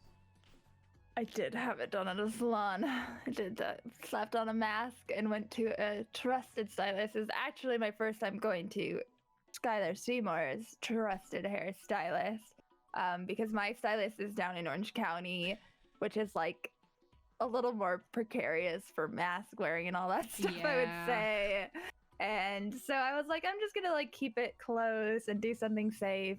I also, my hair is like it's like a light ashy brunette color. It's definitely not like light, so it had to be bleached. And I have done a lot of terrible things throughout the years to my hair at home that I shouldn't have done, and many stylists would want to strangle me for. But this was not the one. I was like, chat earned pink hair, so it's gonna look good. I'm not gonna mess this up myself. So I went to a stylist, and they actually did it all in one. I didn't think it was going to be like a one sitting thing, because I was going from like pretty much, I had hair that I had dyed black in October. Oh my gosh. And it had just faded since then. Like I didn't dye it since then, and my roots were grown out, but it like felt so dark that they almost all blended together. And I used a color remover at home. That's the only thing I did, which is just like, it's this terrible formula that smells like rotten eggs. Like it smells so terrible. And you have to just like put it all over. It's really easy. It's not like dye or anything. It's more of like a liquid. So it's easier to do. And then you just leave it on. And then you have to wash your hair like 5 times. It's like this really weird process where they're like, the more you wash it with the warm water, is like this is the important part that you have to do for it to like lighten. So you have to like wash it 1 time, then like wait 10 minutes, and then like wash it again, wait 5 minutes, and like do it 3 more times. And it's ridiculous. It's ridiculous, and it's terrible, and I don't know how much time has passed in the shower, and my Siri doesn't listen to me, so I'm just like guessing. But I did that and lightened it up a little, but that's the only thing I did at home. And then she just bleached it like once throughout, and my hair, the thing was, is I love like the pastel pink hair colors. They're so pretty, but I know that you wash your hair like twice and then it's gone. So I was like, I'm gonna go with a dark pink, and they call this one Mystic Magenta. That was the name on the box, is Mystic Magenta, not just the stylist's name. But it's pretty dark still. I mean, I've had it, it's been like 3 weeks, and it's this dark. And I mean, you do learn to wash your hair less with the colored hair, is the fun part, but it's still pretty dark. And I figure if anything, it'll eventually get to that faded light pink point, and then I'll dye it again after that. The shade is really good. Like you picked a really good shade. Like, and it looks really good on you. Thank you. I like it a lot. I think it suits me better than the dark hair. I don't. The dark hair was more just I'm stuck in quarantine and I need to change my hair color, and I'm not talented enough to lighten it, so I'm just gonna go darker. That was the situation. I've had so many times that I've considered like bleaching and dyeing parts of my hair, and I would have done it during the pandemic if not for the fact that I like had gotten new headshots done recently, and I don't want to pay for more. Exactly. That's the only thing that held me back, but I almost went purple at one point. Ooh, that'd be fun. But the thing is, since it's real dark, it's a whole, my head was orange once because I dyed it black because it's technically dark brown, and then I wanted brown back, and so I bleached it and it was orange because I've got coppery undertones. It was it was a bad time. I've just decided I'll get wigs if I want a different hair color. Wigs are great, and I still get those, but that's probably another reason I wouldn't have made it as an actor. I just have to change my hair too much. Oh yeah. I think that the riskiest thing that I've done as an actor is getting my nose pierced. I mean, I can take it out though, so but like that was the only, like, I haven't gotten any tattoos. Like I've wanted to get like a simple tattoo or something. Haven't done any of that. I feel like it holds me back from doing anything that is close to permanent, which is sad. It's scary. Even hair's not permanent, but I'm still like, oh, I don't, like, what if that stops me from getting cast? But like, you have the audition and you don't have time to change it before or something like that. Yeah, I feel like a lot of actors have the nose ring though. You're probably fine with that. I was like, and apparently what I heard as far as piercings go, nose piercings will close up like a lot faster than other ones over, like, once you take it out. It's also a little bit easier to hide because it's just like a little dot there. I've been able to hide it. I'll take it out for auditions and stuff. It's just like a really big pore. It's fine. Yeah, exactly. I'm just having a bad acne day. Like my skin's not doing great right now. Yeah, let's see. Dipped in Me here also asked another question. How much/often do you all as streamers want to try new stuff but get anxious or fearful of alienating your community or the stream not doing as well and thus not doing the new stuff? Kind of like my dance or like fitness answer. I would say it's actually not too much, and I feel like it's taken a very long time to get to that point, because there definitely was, I mean, I would say for at least the first year or two that I was a variety streamer, so I never really knew what I was doing, but it was hard for me to, like, since I could only stream like twice a week for a long time or whatever, I could never finish a game. So then I was like, well, I can only play games like Overwatch or something that like doesn't have like a story to get through. And then even now, I guess I feel a little pressured by stories sometimes, because sometimes I accidentally get stuck playing like 3 or 4 games at once, and then I'm like, oh, like some people are waiting for this one to finish and some people are waiting for this one. So that's like the only part where I'm just like get a little stressed about that. Yeah. Not like an actual word like everyone's gonna leave, but I'm just like, I gotta like finish something, or like all these people are gonna like, they're gonna be like, what am I here for, or whatever. But luckily since we do all sorts of chaos, much in a way that I think that Aya streams are, which you never know what you're gonna get. Yep. But it's gonna be fun. I think I'm not too worried about that. It's only when it comes to things that are more like just my own self-consciousness stopping me, which is like the Just Dance thing or stuff like that, probably. Yeah, I know on my end, I get a little bit nervous whenever I whenever I go into games, just because I started as a just streamer just because I didn't have the technology to do anything else, you know, like I could have streamed off my PS4, you know, with like the little PS4 camera, but I hated the way it looked. Like I just hated it. You couldn't customize anything. So I started just chatting, and like it's an area of comfort, but yeah, I don't know. I guess I personally get nervous sometimes. Like, and I've had some really good times. Like, I played Detroit Become Human, and like that went really well. But there's that small part of me that's like, oh, but like no one's gonna want to hang out. Or like, I think to me, I have to readjust to like when I play a game, the chat tends to get more quiet because I'm playing a game. Like we're not talking, and then that immediately throws you off. Yeah, and I'm like, oh my god, nobody's talking, everybody's bored, and like that's not always the case. I have to say, I just totally randomly, like, brain tangent into the void, thought of another streaming moment that I really loved, which is based on a game. Yes. So it was just, we were playing a game called Doki Doki Literature Club. For anyone who's ever played it, it's a really messed up game. But it comes off as a very cutesy anime, like kind of dating sim game. And basically at the end, there was this one part, like a lot of people in the stream had played through it, so they already knew what was going to happen. So it's just like seeing my reactions or whatever. But there is a part at the end where the main character, Monica, is like, she reacted, like she said like she's talking to you directly, like as the player, not as the character in the game. And she said something about like the Twitch chat watching, like she's in, like I can see that like all these people are here watching you, like because they had some sort of like integration in the game where she could like tell that you were Twitch streamers.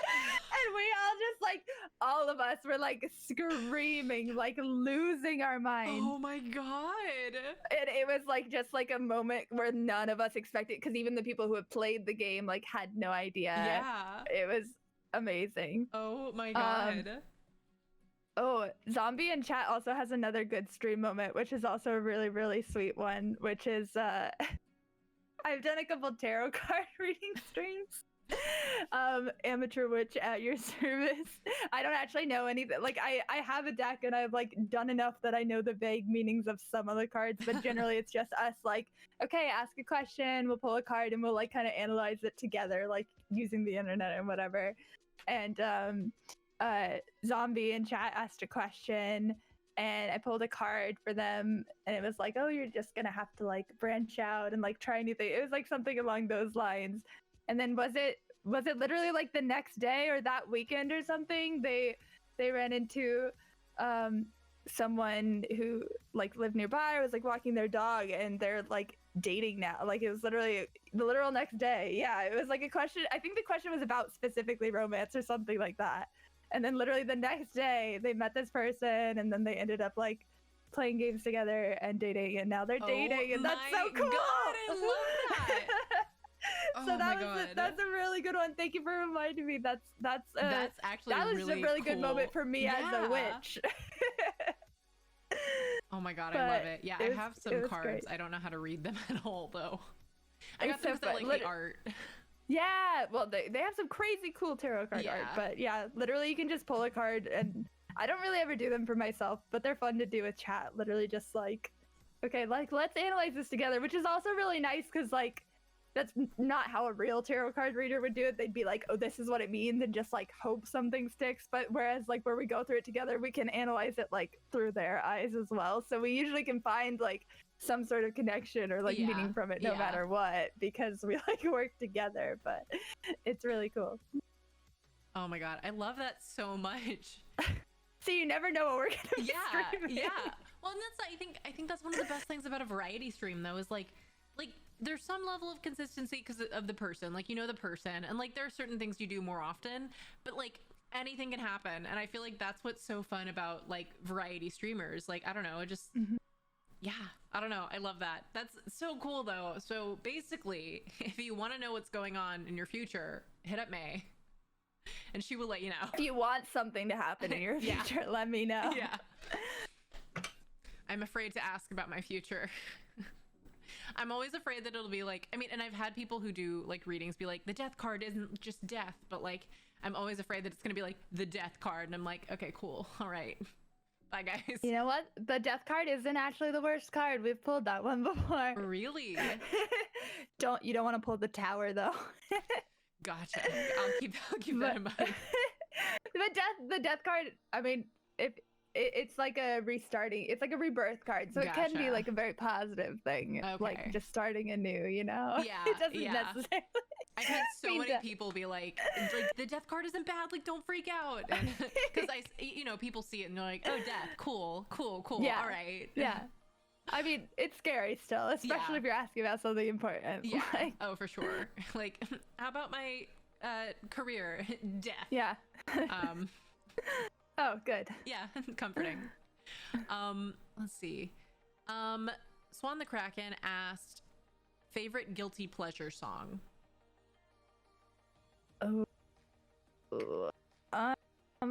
Let's see.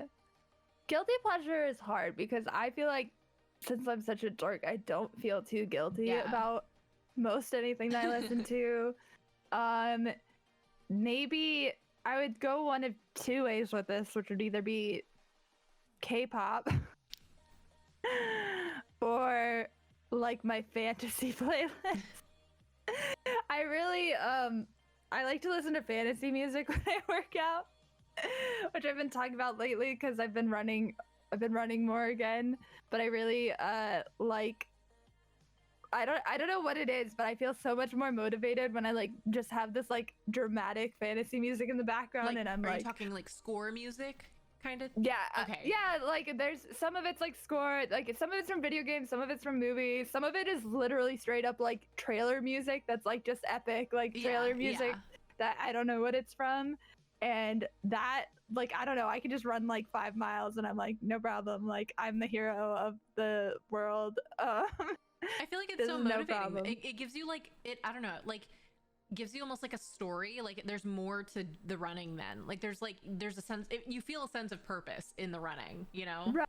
Like you're like in a story or something, like, because since I've like run longer distance, I get to the point where I like get bored when I run, and that's also partially because I don't like to run fast. Like I could run faster and I would be less bored because I'd be like trying to like survive, but I'd rather just run slow and run like 5 miles, 10 miles, whatever it is. But then like I've started like I'll listen to podcasts or like audiobooks or something because like I just get like too bored just listening to music.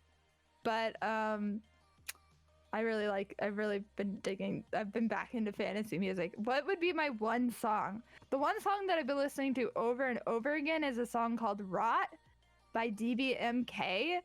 And I listened to the rest I heard this song and I was like, this is so catchy, this is so good, and it's so smart, and I love it.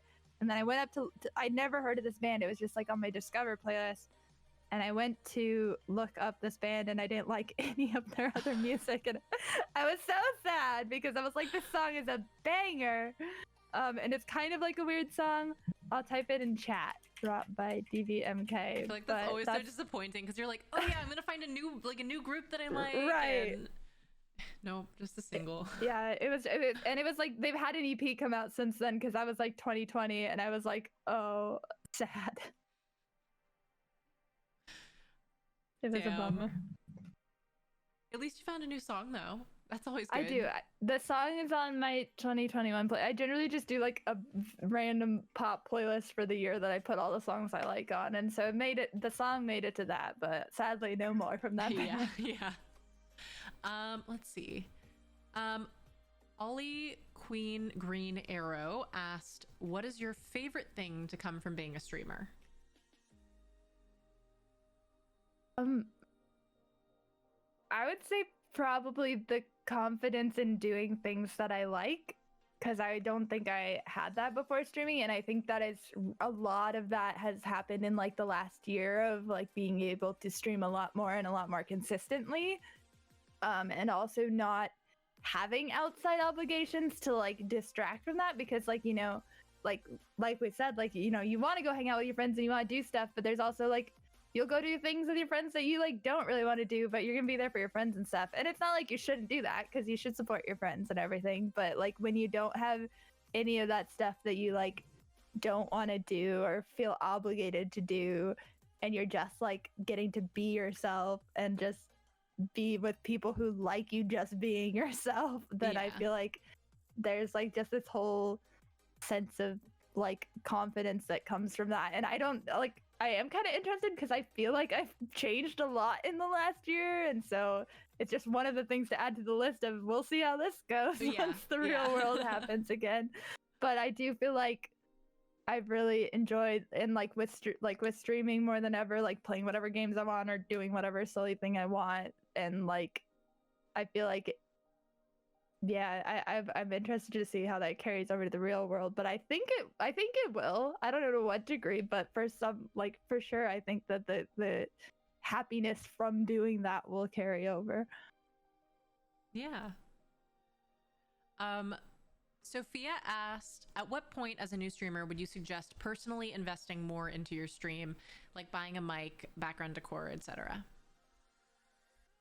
Ooh, honestly, for me, it was basically when I started being able to pay for any of it with stream. Like I mean, you have to invest a little up front, but you don't have to invest a lot. Like if you really want, like you can get a nicer webcam and like pay some more, but like I didn't get a camera for stream until then, or like until I could pay for it fully with stream, or like any of the pieces of my PC that I upgraded have been only through stream, whether it's through like people can get me discounts or help with that, or like have used parts that I could use or whatever.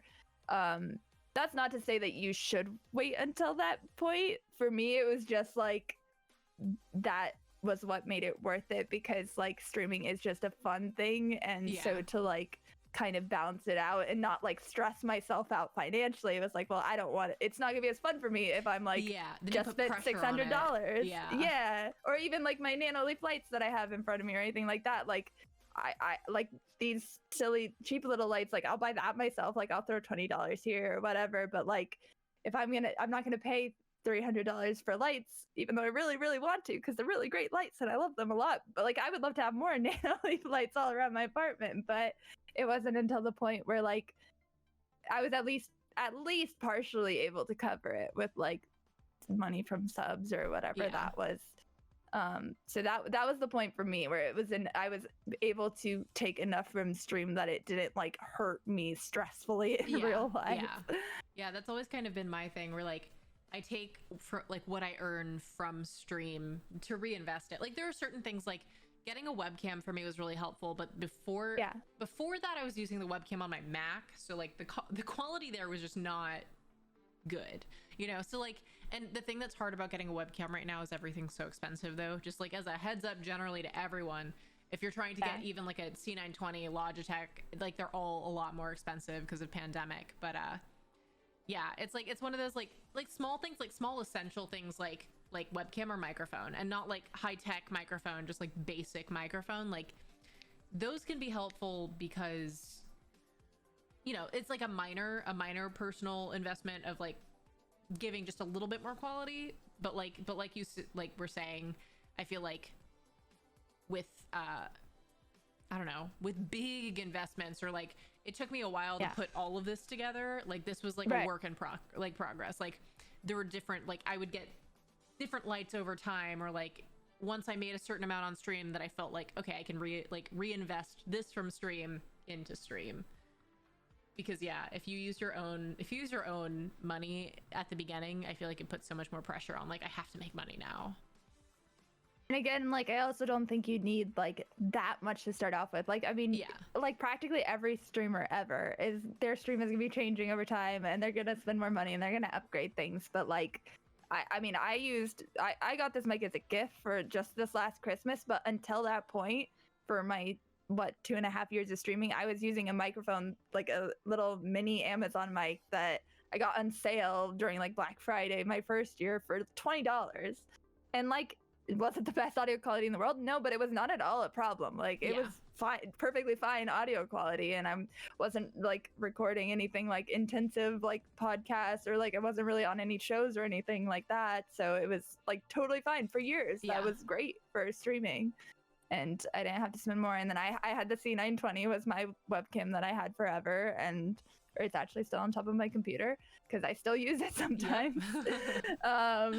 So you really, I mean, like the PC is like the thing. A PC that can handle streaming and gaming is like the most important thing I would say to invest in, because that's going to cause you most of your trouble. Yeah. I mean, still to this day can cause trouble, but like, especially when you're early on and you're figuring everything out, it's going to be what causes you a lot of trouble. So that's a good thing to invest in for sure. Oh yeah.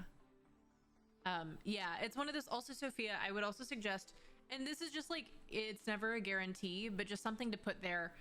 If you have an Amazon wish list, and you can take it so your address isn't, so people can't see your address.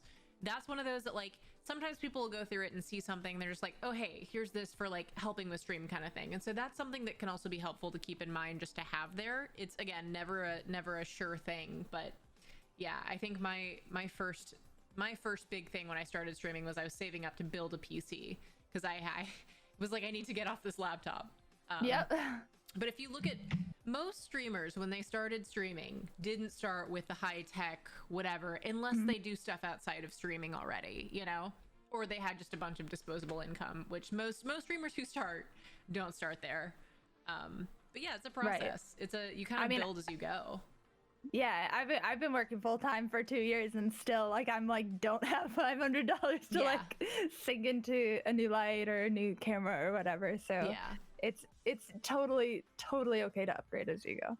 And the biggest thing that you find is you'll build community, and like that's what's important. And people who want to hang out for you aren't hanging out because you have this flashy whatever. They're hanging out because they want to spend time with you. And at the end of the day, you bring your personality, and that's your unique selling point. And then over time you can grow like the aesthetic of it, which is cool, but it's not the most important. And also, if you're worried, if you're like already that conscious and worried about your quality, like your quality is probably like so much better comparatively to like so many streamers, like especially for starting off, like to even have this stuff in mind, like already puts you like levels above. Oh, so. Yeah, I mean, I say starting out, the most important things to do are just as the streamer, like interacting with your chat and like stuff like that. Like that's the things to focus on in the beginning, in my opinion. Also, I know it varies depending on person. Let's see. Fledgling zombie. Oh wait, no, we already did that one. She was, or he, they were asking about the tarot card pull, but we talked about that. And then Dom asked, when spelling bananas, do you sing Holla Back Girl, and do you do it out loud or in your head, or are you normal? I do sing Holla Back Girl. I think it's probably usually in my head though. Okay. I don't know if that makes me abnormal or not. I do the same thing. I might like kind of under my breath like B-A-N-A-N. Yeah, a little bit of a rhythm there. Like if I'm spelling Wednesday, I do think Wednesday, but I don't think I ever say that one out loud. So, or February. Yeah. Yep. Yeah. Okay, I'm glad that I'm not the only one. Yeah, I'm thinking it, but I don't say most of them. That's growing up, is learning how to filter the tips and tricks. Yeah.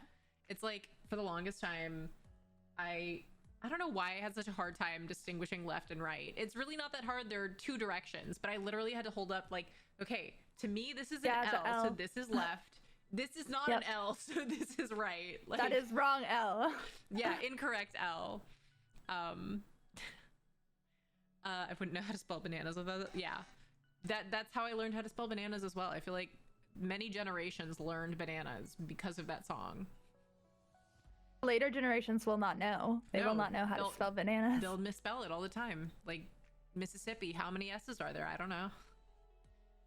MaeSSISSIPPI. Was that a song too, or why do I say it like that? Yeah, I was gonna say, you said it the same way I was saying it in my head. Yeah, yep. I don't know where that. I don't even know. But apparently it's like widespread enough that multiple people know of it. Yep. The state of Connecticut. Yep, yeah, that's one. Connecticut. I say it like that too. What is that? I don't know. Where did that come from? MaeSSISSIPPI. I don't know. It's not like a whole song. It's like is it just like how we learn how to spell it? It's just like by a doing rhythmic pattern. Yeah. Right. It's like when you're trying to memorize something, if you put it to like a tune or music, it's like I learned the quadratic formula or whatever. That's like negative b plus or minus the square root of 4b squared, 2 squared, b squared, AC all over 2a. No, I don't remember what it was, but like, the pop goes the weasel. Yep. It's weird because we're all like from such different places, so that's like the thing I forget being in LA too. It's like even still, I'm just like, oh yeah, like of course I learned it that way because I'm from California. But then like everyone else is like, what? Yeah, I know. I was like, because I grew up in Texas, and I didn't expect the education system in Texas to be anything like California. We literally had multiple units on Texas history, so I figured it would be a weird way of doing things. But you know, humans like rhythm and pattern. Yeah, it's like, I went to a religious school, so we had to learn, like we had memory verses every week. So we had to learn a different Bible verse kind of thing and commit it to memory. And so we'd always put them to music or something. Cause like, I'm like, I can remember the words if they're, you know, in a rhythm, but otherwise not so much. Which is ironic given that I have to memorize scripts all the time now, so. Memorizing is hard, and it's getting harder. It's my least favorite part. I love acting. Memorization is my least favorite part. And like, I know I can do it. I can figure it out. You know, I know how to get, it's so hard because you have to do like word perfect, but like, I can figure it out, you know, and I know it won't take me that long, but I procrastinate it because it's just like such annoying a repetitive. part. Yeah. Yeah, I just know because I do. I mean, Sky obviously acts, and I since I live here, I do all the self tapes with him. I would help him even if I didn't live here, but you know, but just watch it. Like it's so hard usually because we'll read it together too to memorize it. It's just like so much. Oh yeah, it's so repetitive. Dom helps me with my self tapes since he's been here, and I'll be like, we'll like go through it, and I'll be like, again, one more time. Yeah. One more time, just one more time. Like every single time I'll be like, I just need to do it one more time. Just one more. Yeah. And then it'll be one where like, it's just like the way that something's phrased. And then I'll say it like the wrong way, like a million times. He'll keep correcting me and I'll be like, oh my, yeah, he's memorized the scripts at this point because he has to run through them so many times. Right. I've started just like responding. I'll just say a line that Sky had like days later. I'll like say it to him and he'll be like, oh. It's kind of one of the funniest things too, because like the way that like memorizing a script will ruin certain phrases to me because like I'll hear a phrase and I'll like associate it with the script. And so he'll come in, like there was one of the scripts that I memorized, like they're like, one of the lines is like effortless, like a balloon. So if anyone says effortless, or if I say effortless, or anyone says it on stream, he'll immediately like go in and be like a balloon, like he'll just fill it in. So it becomes like a whole new world of inside jokes just because like, you know, the script too. That's so funny because that just reminded me of a memory from like high school where I had a monologue, and it was just like this like comedic one of like this actress like, oh, like one day like my face is gonna be on billboards, blah blah blah, and she's like, my face, and like just like I'd be practicing it at home, and literally for years after that my dad would just be like, my face, and I'd be like, okay, I was just memorizing it, Dad. Yeah, I had my parents came to see a play that I did in college, and I played a demon queen, which super fun. But my very first line in that play was "Violence makes me hot." So my whole family for a really long time would be like, "Oh, but you know, violence makes her hot," and I'm like, "Guys, I need you to." We're in public at a restaurant. I need you to. Yeah. Dads, tone it down. Yeah, Dad, please. Or my dad would just say it, and I'd be like, "Dad, please, no, we're in public. Like, stop." They're gonna be confused. Yeah, I know. It's like, this is not something that is great out of context. So, I was actually going to ask. So, what was your process going from? Because you came out here thinking you wanted to do acting. How was the process, and how did you end up in casting? How did you end up there? So I went to school. Like, I actually decided. I mean, I did GE my first year, but I was like, I'm gonna do television and film major because I feel like I can do, like, I should do that as, like, I just had it so ingrained, like most of us do, like, that, like, you know, acting is probably not gonna work out. Like, even if you do it, you should have like a backup or whatever. And I was like, well, either way, I want to work in film, so I knew that's what I was gonna go to school for. And I pretty like I took I think I took a theater class or two anyways, like during GE, but I was like, yeah, I'm not gonna do acting. So I kind of wished almost that I had not gone to school because I didn't go to like the greatest like school for film. Like, they have a film department and they're in LA, but like it wasn't like, I don't think I took away that much like that I actually ended up ever using in any of my film jobs, because I basically got my first film job after graduating. I got it off of Craigslist, which was a second AD for a like feature film, and I was like, oh my god, this is amazing. And they're like, don't need experience, like blah blah blah. And it was kind of like half second AD, half like assistant to the first AD kind of more, but it was fine. Like, I think it wasn't like a normal second AD job, but it was paid technically, not exactly a proper rate, but it was paid, and I was able to like take 2 weeks off of work and like go film this thing for 13 days. And then from there, it was like I was working at that restaurant for the next like 3 years or so, and just doing freelance jobs. I tried to upgrade from Craigslist, not get anything off of there again, but like it just kind of started being like references and like working with a couple digital media companies like Full Screen and stuff like that for like, it kind of started at office assistant or production assistant, and kind of just started using those to be like, oh, I could coordinate too, or I could like produce too, or whatever. And like kind of half BSing my resume and half figuring it out like as we go along. And I ended up I was still doing that, and then the restaurant I worked at actually closed down. So it was a little over 2 years ago. So what would this make it?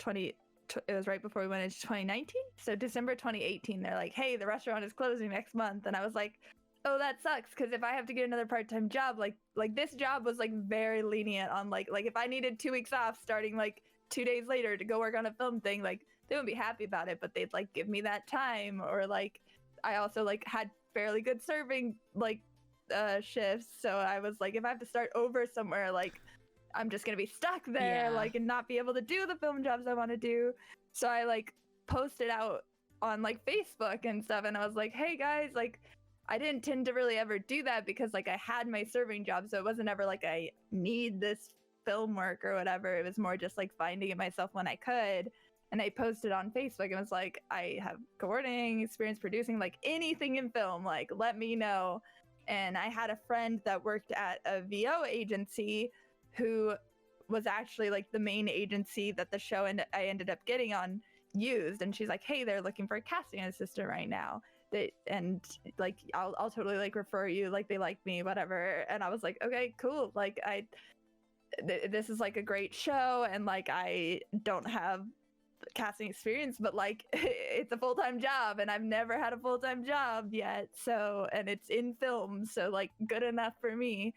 And I went in for an interview with just the casting director and the casting assistant. That's the whole casting department. It's not like this big huge thing. And they're just like, yeah, like do you want to work in casting? Like it was like very like, I felt like we bonded, like me and the casting assistant actually bonded over like D&D and stuff, and I think that was honestly part of how I got my job.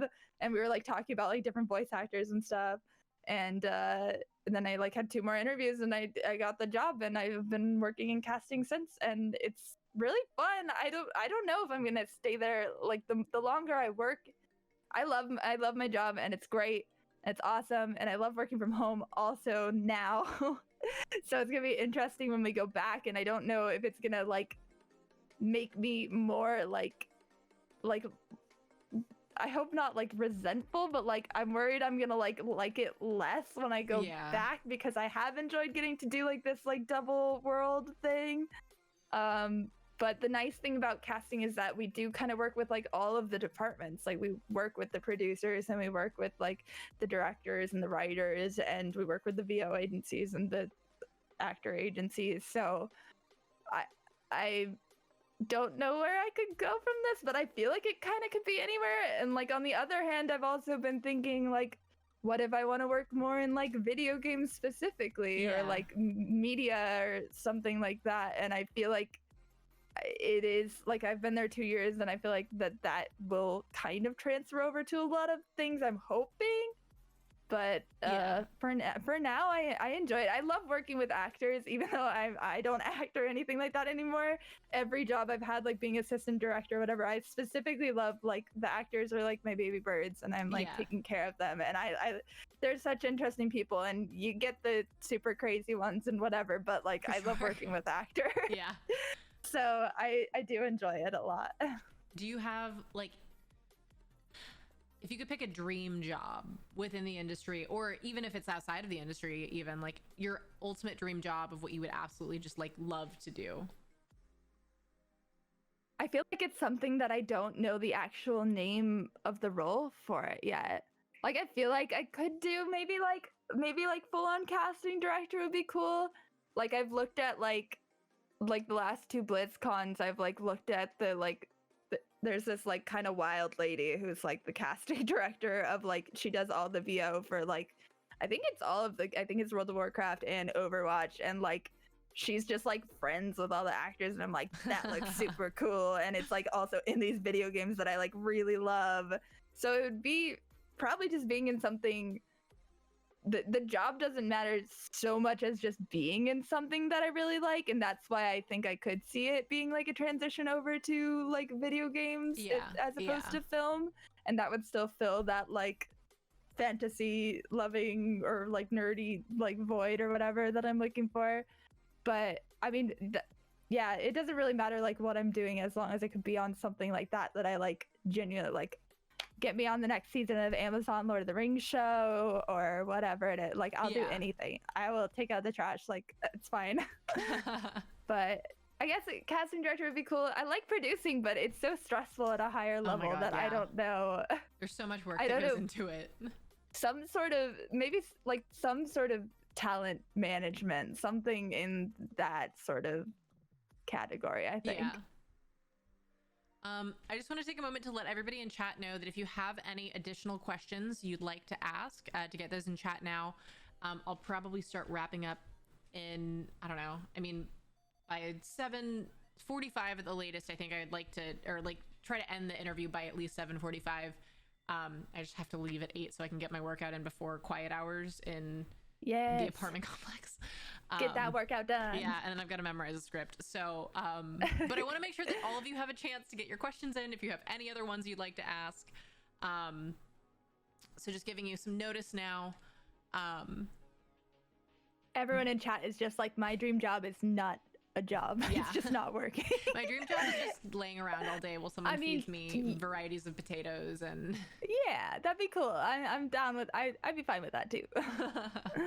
Or just getting to adventure and do whatever, you know, like I want to drive up the coast, but I can't because Maui. But that's like, how bad does travel stress you out as like a cat owner? Because for me, it's just like extremely stressful, even because I'm like, oh, I like have this money set aside to go to Japan whenever it's safe, and I have the time off from work, and I've like wanted to go forever. But I'm like, what if I'm gone for like 10 days from my cat? Like I would have someone come check on them. If I could, I would have someone stay with them, but I don't think I could. But I'm just like, they're gonna be so stressed. Yeah, it's one of those, because I used to, when I would go home to Texas, I would fly with my cat, and we have to give her, like, I have to give her a mild sedative just because it's anxiety inducing for her. Yeah. I hate it though. I hate traveling with her because I know how stressful it must be for her. Like, Yeah. just like she's somewhere she doesn't know, especially on a plane. Like, as a cat, you don't know what that is. You don't know why it's so loud. Right. But yeah, no, I hate being away from her, because even so I had to go home to Texas kind of recently just because there's all of my doctors are there basically, because I finished college and I would usually get to go home during the summer and get checkups. So I'd like put off all of my yearly appointments over a year, you know, and I needed to go back. And so Dom was here, and so he was here taking care of her, but I just feel so nervous about it, because I'm like, what if something happens? Like, she needs me, like, I'm her mom, like, I can't just leave her. But yeah, it makes it so much harder to travel, you know, because then you're excited about what you're doing and what you're seeing, especially when you're going to like Japan, but then you're just like, but my baby, my child, My cats. But Yeah. what are they doing right now? yeah, I have what if they think we abandoned them? Yeah, that too. That's that my too. thought. Oh, I know. I'm like, they don't know what's going on. They just know that you're not there. Exactly. That's like I just moved my cats 2 months ago, and they've moved a lot of times, but I've been at the same place for over 4 years, and that's the longest we had been anywhere since I've had them. I mean, since I lived at home, like, with my family. So I was just like, they're not gonna remember what moving is. They're gonna think I'm Yeah. like taking them to like leave them somewhere. Like, too much stress thinking about what they yeah. could be thinking Oh about. yeah, I know. When I first moved, and like I could tell that she was like so anxious about like, where are we? Because like I lived in like a house that I shared with people, and so like there were sounds and stuff, but not the sounds of like an apartment complex, because my upstairs neighbors are moving furniture at all hours of the day, or like it's a pet friendly apartment complex, so like dogs will be in the hallway, you can hear them barking, and she's like, Yeah, we've got some of those now. yeah. So it's one of those that's I get anxious for her.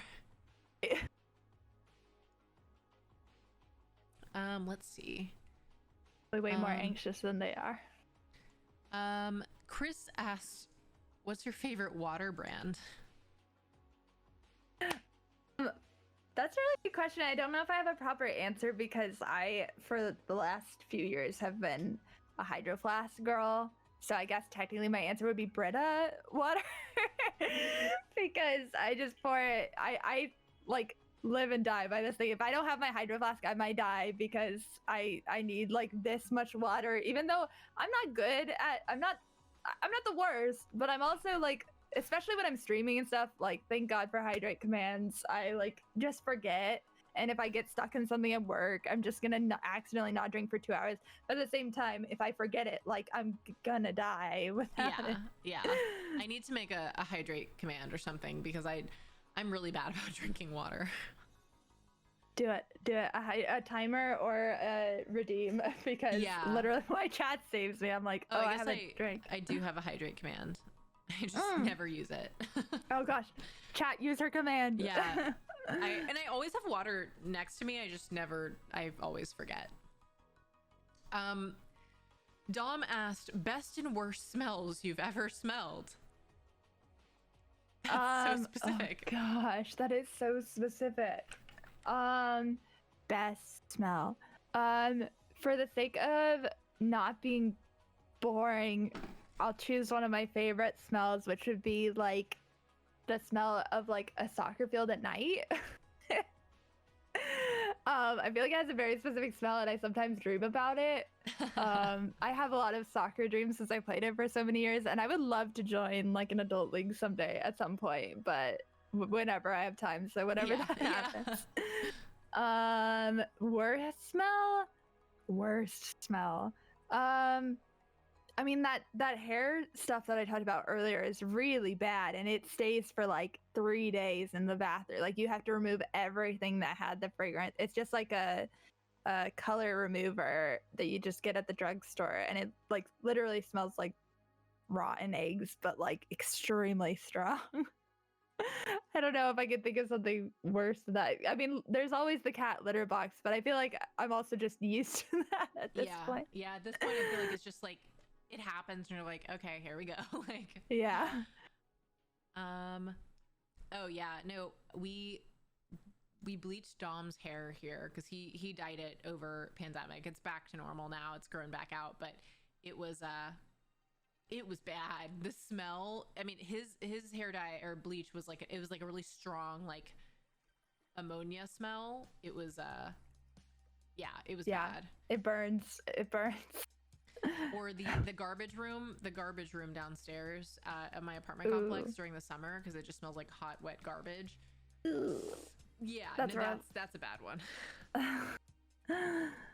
Let's see. Favorite show to show or recommend to others? Oh, favorite show? I feel like the one that I recommend the most to people because it's something that people haven't already watched or don't watch is an anime, which is called Violet Evergarden. If Sky's here, he'll be like, oh god, because I kind of forced him to watch this one. Now he loves it. If you haven't watched Violet Evergarden, it's on Netflix, so you have no excuse because I know y'all have Netflix. And it's only like 13 episodes, so it's super easy. You could watch it in one sitting if you really wanted.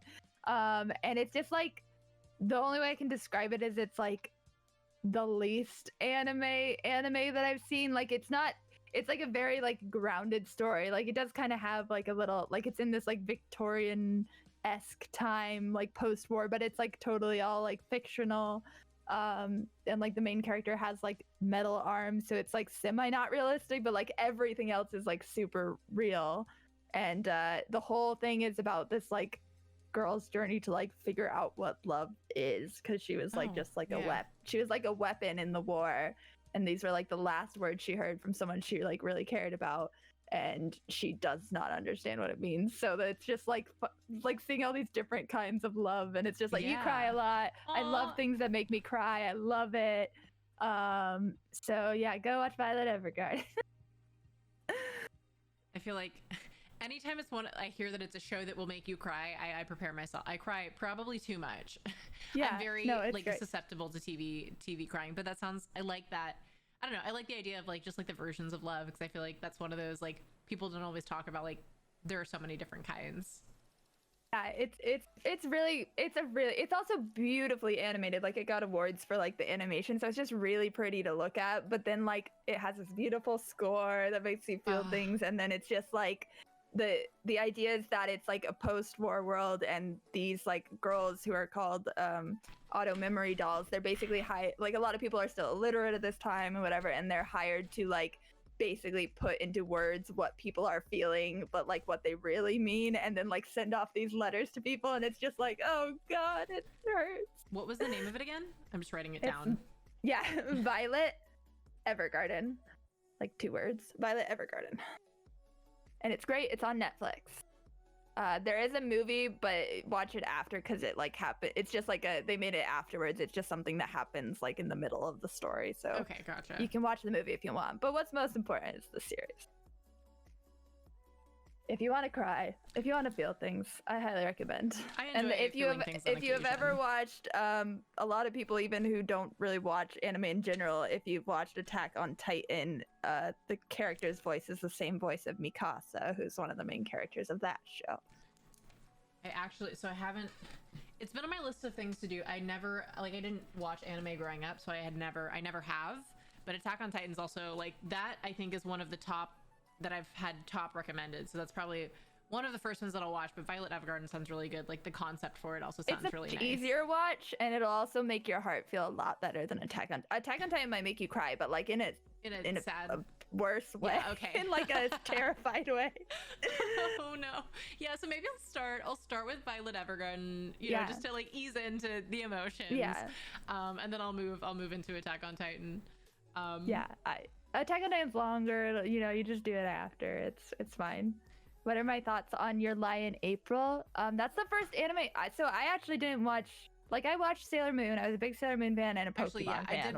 I watched those two when I was younger. Yeah, that's like all I watched when I was younger. Like a little bit of Inuyasha, a little bit of like a couple other things, but that's really all I watched. And it wasn't till like, I don't know, maybe like 4 years ago. And it was a slow start, but like I started watching Your Lie in April, which Garbage DM just mentioned, was the first one that I watched, and it's another very sad one. And that's why I was like, of it in the sad context. I was like, oh, anime can make me this sad, I'm in, I'm down. Rip. Yeah, it's crazy how, like, I don't know, when I hit I think it was like middle school phase where I was like, oh, like cartoons aren't as like deep, you know, like I don't even know. It's that idea that like when you grow up, you have to watch like big kid shows with like adult, like with human actors. And so I like just thought that like, oh, like cartoons aren't for grown-ups. And then just like, I mean, I'm a big Bob's Burgers fan, which is not the same at anime at all, Yeah. but like, and then like, But great show. like, oh yeah, I'm a big fan. But then like I'll watch a Disney movie or something and it'll bring me to like a heavy sob. Like Moana, forget about it. The amount of times I cried while watching that movie. So it's so wild to me, just like the power of, you know, and it's also good voice actors is such a big thing. Like if you have a good voice actor, you know, to really convey. And that's why when people are like, voice acting's easy, I'm like, no, no, it's still like a lot that goes into it. I actually, in my acting class today, we had a guest speaker who is David Hayter, who was Solid Snake in. Oh yeah. Yeah. So our instructor knew him, so he came in. He was talking about like voice acting. He's like, cool. Like it's work, but the thing that's nice about it is you like don't have to, like, you can come in sweats and do your thing, which that's one of those things that I was like, that would be really nice. I would really really like yes, that. like that. Oh, we've got people talking about Adventure Time. I'm also a big fan of Adventure Time. Marceline the Vampire Queen is my whole existence. I'm just saying like bubblegum Marceline vibes right now. Oh my god. I am living. I love it. I honestly, and I feel like you have like big bubblegum energy in that, like you're such a like, you're like, also because bubblegum's still a badass, right? She's still a badass, right. Absolutely, but she's got that like, you know, like the I don't want to say bubbly personality, but like, you know, like the bubbly it's like personality. the positivity, the overall positivity. Yes, yes. And then, you know, Marcy's got all the angst, and I vibed with that even when I was younger, because I watched it in like middle school too. I started watching it in middle school and I got back into it actually last year. Oh, such a good show though. Such a good show. It's so good. And that's why cartoons are for adults. Yes, exactly. In summation. Yeah. The last question that I have here, and then I'll probably start to wrap it up, is what is the strangest dream you've ever had?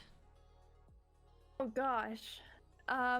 I have the memory of like a peanut, so this is a hard question. Ooh, the weirdest dream. I don't know. I'm trying, for some reason. Okay, well, now I had to say the one that came to my mind. This isn't the strangest dream, but this is the first time I can remember this happening, where it was someone I did not like in real life, and then I had this dream and I was like, oh, I like them. Which was just, so when I was like, I don't know, what was I, like maybe 11, 12, something like that. Like I hated Jesse McCartney. He was like the blonde pop star to come like after Aaron Carter, and I was like, oh no, like he's whatever, I don't like him, his song is annoying. And then he was like on that episode of Sweet Life and Zack and Cody, which of course I watched, and then I had a dream, and I can't really tell you what happened in the dream. Like I think it was like the Sweet Life episode and I was like in it or something, but I was like in love with Jesse McCartney as of the next day. Oh my god. And I don't know, I guess falling in love with someone in a dream is kind of strange, right? I don't know.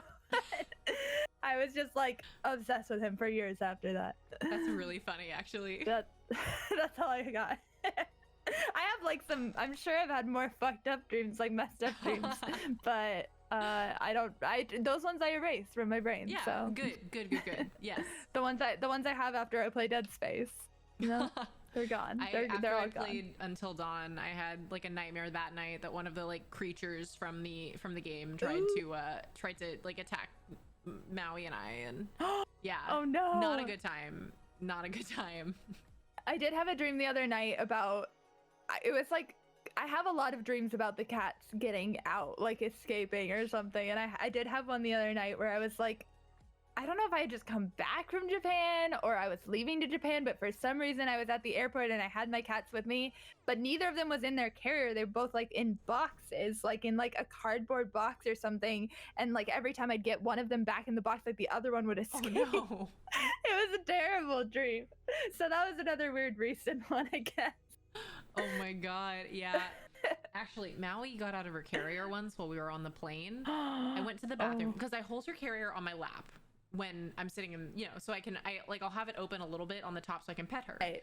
I zipped it all the way back up, put her, I have to, keep her under the seat. So I put the carrier back under the seat, and everybody in my row went to the bathroom. And I was the last one in. The two of them used the bathroom first, and then they went, and I, went to use the bathroom. But when I came out, they were standing in the aisle, and I was like, what are they doing? Like, what's going on? And I get there. She just is like, somehow nudged her way out of the carrier, and she's just sitting in my seat. Like, didn't try to run around the plane, thank God. Just like at home. Yeah. She just like hopped in my seat and was just like, you're back? Like, it was just I was like, oh my God. Oh my God. Yeah. I was like, thank goodness she didn't run around, like run around the whole plane. But it was still one of those moments where I'm like, you poop. She just decided, no, I don't think I want to be in my carrier anymore. Right. I think I should have the seat. You should be in the carrier. You can get in the carrier. I'll sit here. Thanks. Yeah. Okay. So I guess kind of closing everything up. Well, for one, I just want to say thank you so much for hanging out. You are such a lovely human, and I cannot wait until, I'm not fully vaccinated yet, but when things get back to normal, I'm halfway, but me too. Nice. Yeah, when things get more normal, I would love to hang out. If you still have pink hair, we could do like a cosplay photo shoot of Marceline and Oh my God, I'm so down. Wait, we're like the same. You're tall too, right? Relatively. I'm like 5'9"-ish. I'm 5'10". Oh my God. Wait, it's meant to be. It is. Oh my God. Okay, I'll start practicing my pink body paint. Yes, I have to work on my gray blue, but we can do. Yeah.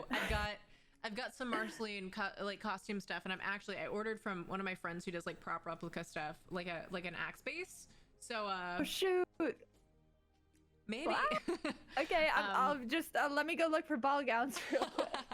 Just a casual ball gown, Yeah, just a casual cosplay. But yeah, so at the very least, we should absolutely hang out. You're just super amazing, and one of my favorite things about the podcast is this allows me to hang out with people that I want to hang out with, even though I can't always because of pandemic. But you're so wonderful. You get to stream too. Yeah, exactly. Yeah, it's best of both worlds.